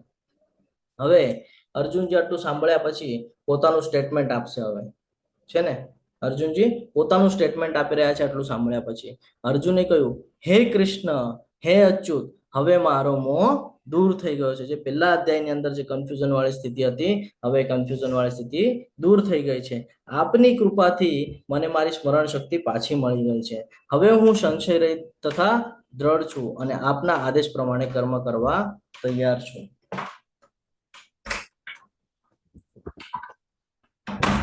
તો આ હંમેશા ધ્યાનમાં રાખવાનું છે કે અર્જુનજીએ અહીંયા એક્સેપ્ટ કરી લીધું કે ભાઈ હવે મારી સ્મરણ શક્તિ આવી ગઈ છે, તમારી કૃપાથી હવે મને બધું જ્ઞાન પ્રાપ્ત થઈ ગયું છે. મને જે સંશય હતા કે મારે યુદ્ધ કરવું જોઈએ કે મારે આપ્તસ્વકીયનો વિચાર કરવો જોઈએ, મારે ધર્મ વિશે વિચારવું જોઈએ કે મારે આપ્તસ્વકીય વિશે વિચારવું જોઈએ, આ બધો મોહ મારો દૂર થઈ ગયો છે. અને હવે જે પ્રમાણે તમે મને કહો છો એ પ્રમાણે હવે હું કર્મ કરવા માટે તૈયાર છું. 45 મિનિટ સુધી આ બધી ચર્ચાઓ ચાલી રહી હતી, કન્વર્સેશન થયું અને ભગવદ્ ગીતા બોલાઈ ગઈ. તો 45 મિનિટના અર્જુનના કૃષ્ણ સાથેના સંવાદ પૂર્ણ થયા બાદ અર્જુને ફાઇનલી યુદ્ધ માટે તૈયારી દર્શાવી દીધી. આપણી માટે પણ થાય ને, 18 દિવસ સુધી આપણે આ જ્ઞાન લીધું, જ્ઞાન મળી ગયું, આપણે કોણ છે, ભગવાન કોણ છે, શું કરવા યોગ્ય છે, શું કરવા યોગ્ય નથી. તો આપણે પણ ઉઠવાનું છે ને યુદ્ધ માટે કટિબદ્ધ થવાનું છે ને ભગવાનની સેવામાં આપણે પોતાને સમર્પિત કરવાનું છે. હવે આ કોણ જોઈ રહ્યું હતું? તો કે સંજયજી જોઈ રહ્યા હતા તે રાજમહેલના અંદર બેસીને. તો સંજયજી પણ પોતાનું સ્ટેટમેન્ટ આપશે. હવે બધા પોતપોતાનું સ્ટેટમેન્ટ આપશે ને, કેવું લાગ્યું, શું લાગ્યું, કે છે ને બધા. તો સંજયજી કે છે, આ પ્રમાણે મેં કૃષ્ણ તથા અર્જુન બંને મહાપુરુષોનો સંવાદ સાંભળ્યો. આ સંદેશ એટલો અદ્ભુત છે કે મારા શરીરે રોમાંચ થાય છે. કે છે આ જ્ઞાન જ્યારે હું સાંભળું છું તો મારા શરીરે રોમાંચ થઈ રહ્યો છે. અને આ બધું કેવી રીતે જોઈ શકે છે લાઈવ ટેલિકાસ્ટ? તો કે વ્યાસદેવની કૃપાથી મેં આ પરમ ગુહ્ય સંવાદ પ્રત્યક્ષપણે યોગેશ્વર કૃષ્ણના મુખેથી અર્જુનને કહેતો સાંભળ્યો છે. એટલે મેં લાઈવ જોયું છે કે ભગવાન શ્રી કૃષ્ણ બોલી રહ્યા છે અને અર્જુનને સમજાવી રહ્યા છે. હે રાજા, જ્યારે હું કૃષ્ણ તથા અર્જુન વચ્ચે થયેલા આ અદ્ભુત તથા પવિત્ર સંવાદનું વારંવાર સ્મરણ કરું છું ત્યારે પ્રતિ ક્ષણે હર્ષ વિભોર થઈ જાઉં છું. જ્યારે પણ આપણે ભગવદ્ ગીતાનું જ્ઞાન અર્જિત કરતા હોઈએ, લેતા હોઈએ, ત્યારે આપણને પણ આવી સિચ્યુએશન થાય કે ભાઈ ખુશ થઈ જાય. કેમ? તો કે ભાઈ સૌથી મોટું રહસ્ય તો ભગવાને જ કહી દીધું કે ભગવાનના સાનિધ્યમાં રહેશું તો કાંઈ ચિંતા કરવાની જરૂર નથી, ખાલી ભક્તિમય સેવા કરવાની છે. બધું એની મેળે આપણને જ્ઞાન મળતું રહેશે, એની મેળે સ્ટ્રક્ચર તૈયાર થતું રહેશે અને એની મેળે આપણને સુખ અને આનંદનો અનુભૂતિ થયા કરશે. એટલા માટે આ બહુ મહત્વનું છે. હવે ભગવદ્ ગીતાનો છેલ્લો અધ્યાય, છેલ્લો શ્લોક અને પૂર્ણાહુતિ તરફ આપણે આગળ આવેલા છીએ. આપણે કહીએ ને કે ભાઈ ભગવદ્ ગીતામાંથી શીખવાનું બધું જ છે, પરંતુ ઘણા બધા લોકોની ઈચ્છા થઈ હશે કે ભગવદ્ ગીતા એટલા માટે જોઈન કરી હશે, કોઈકના જીવનમાં સમસ્યા હશે, કોઈકને પ્રસિદ્ધ થવું હશે, કોઈકને પૈસા કમાવા હશે, કોઈકને કહીએ ને કે ભાઈ મન વાંછિત ફળ જોઈતું હશે. કેટલા લોકો આમાં છે જે ભૌતિક જગતના ઈચ્છાની સાથે જોડાયા હતા? હેન્ડ રેસ કરી દો. હરે કૃષ્ણ. પછી હું તમને એનો આન્સર આપીશ કે ભગવાને એકચ્યુઅલી સંજયજીનો શ્લોક છે, સંજયજી સ્ટેટમેન્ટ આપે છે. પછી હું તમને લાસ્ટમાં કહીશ કે શું છે. એક જ છે કે જે ભૌતિક જગતની ઈચ્છાઓ સાથે જોડાયા હતા. હું પોતે પણ હતો, મેં ભૌતિક જગતની ઈચ્છા સાથે જ જોઈન્ટ કરેલું હતું, તમને કહી દઉં. બસ 2 જ જણા છે, બાકી બધા આધ્યાત્મિક લેવલ માટે જોડાણા હતા કે ઓકે 3 જ જણા છે. મને ખબર છે એકચ્યુઅલી છે બધા જ ભૌતિક જગતના ઈચ્છા સાથે જોડાયેલા. કોઈકને પ્રસિદ્ધિ જોઈએ છે, કોઈકને પૈસા જોઈએ છે, કોઈકને સારું એવું નોલેજ જોઈએ છે, કોઈકને બુદ્ધિ સ્ટ્રોંગ કરવી છે.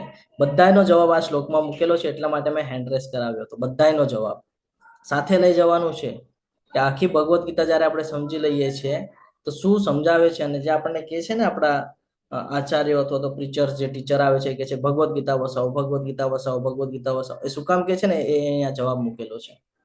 સાથે લઈને જજો. યત્ર યોગેશ્વર કૃષ્ણ, છેલ્લો શ્લોક છે ભગવદ્ ગીતાનો, મારો સૌથી ફેવરેટ અધ્યાય અને ફેવરેટ શ્લોક છે. યત્ર યોગેશ્વર કૃષ્ણ યત્ર પાર્થો ધનુર્ધર, જ્યાં જ્યાં યોગેશ્વર કૃષ્ણ છે અને જ્યાં જ્યાં ધનુર્ધારી અર્જુન છે, તત્ર શ્રી વિજયો ભૂતિર ધ્રુવા નીતિર્મતિર મમ. શું કે છે ખબર છે? ભગવાન શું કહી રહ્યા છે? સંજયજી શું કહી રહ્યા છે ખબર છે? પોતાનો મત વ્યક્ત કરી રહ્યા છે કે જ્યાં યોગેશ્વર કૃષ્ણ અને ધનુર્ધારી અર્જુન છે ત્યાં 4 વસ્તુ અવશ્ય જોવા મળશે. કઈ 4 વસ્તુ છે ખબર છે? હરે કૃષ્ણ. જ્યાં ભગવદ્ ગીતા છે, જ્યાં જ્યાં યોગેશ્વર કૃષ્ણ અને અર્જુન એટલે કે ભગવદ્ ગીતા, જ્યાં જ્યાં ભગવદ્ ગીતા છે, જેના જેના જીવનની અંદર ભગવદ્ ગીતા છે, જેને ભગવદ્ ગીતાને જીવનમાં ઉતાર્યું છે, એની પાસે 4 વસ્તુ અવશ્ય જોવા મળશે. સૌથી પહેલું શું છે? ઐશ્વર્ય. હા, શું છે? ઐશ્વર્ય, લક્ષ્મી. પૈસા માટે બધા પ્રયત્ન કરી રહ્યા છે કે બહુ પૈસા કમાવા છે, બહુ પૈસા કમાવા છે. આપણે ભૂલી ગયા પહેલા તેમાં જ આપણે જાણેલું હતું કે ભાગ્યલક્ષ્મી, લક્ષ્મીના પતિ કૃષ્ણ ક્યાં છે? અર્જુન સાથે વિરાજમાન છે. તો જ્યાં જ્યાં કૃષ્ણ હશે, જ્યાં જ્યાં ભગવાન કૃષ્ણની ભક્તિ થશે, ત્યાં લક્ષ્મી નિમેળે આવશે.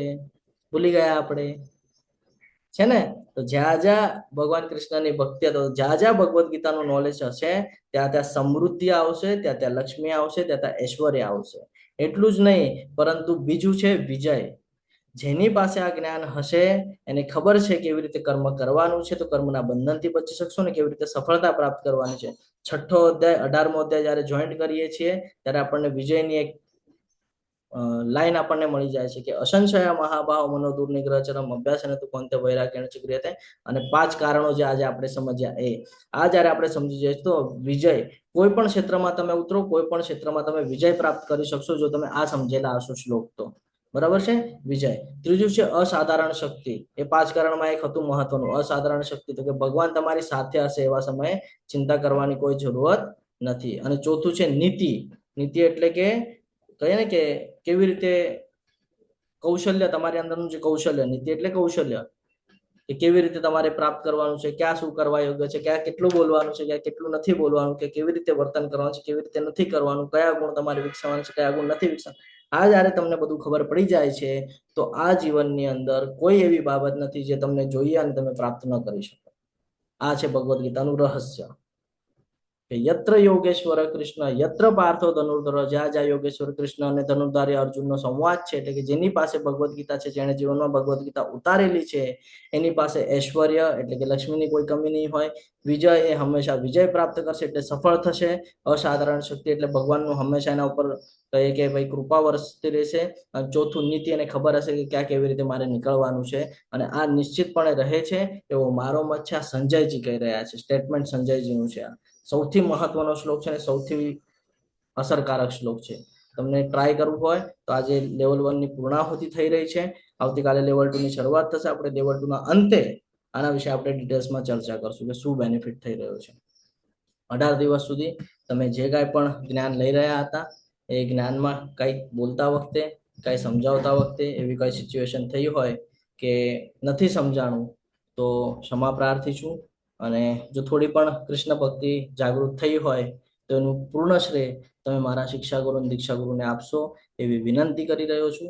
અને લાઈફનું લેસન, જીવનનો જે પાઠ છે કે જો કૃષ્ણ તમારી સાથે હોય તો જીવનમાં હંમેશા જીતી જશો.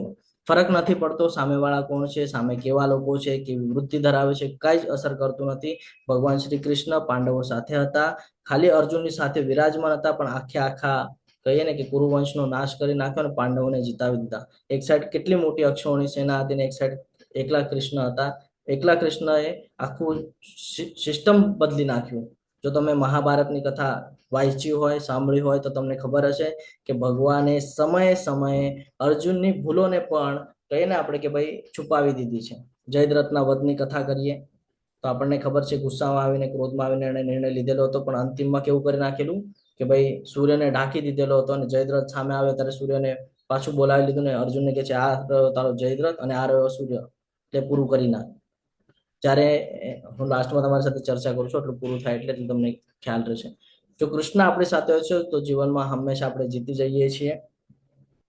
ભગવદ્ ગીતાના મહત્વના સંદેશો છે કે ભાઈ આપણે આત્મા છીએ, શરીર તરીકે કોઈ દિવસે પોતાને જોવાનું નથી, કારણ કે શરીર તરીકે જોશો તો ભોગવિલાસમાં ફસાઈ જશો. કૃષ્ણ એ ભગવાન છે, સર્વોચ્ચ વ્યક્તિત્વ છે. ભોક્તારમ યજ્ઞ તપસ્યા સર્વ લોકો મહેશ્વરમ વાળો શ્લોક, જેનાથી આપણને જ્ઞાન પ્રાપ્ત થાય છે.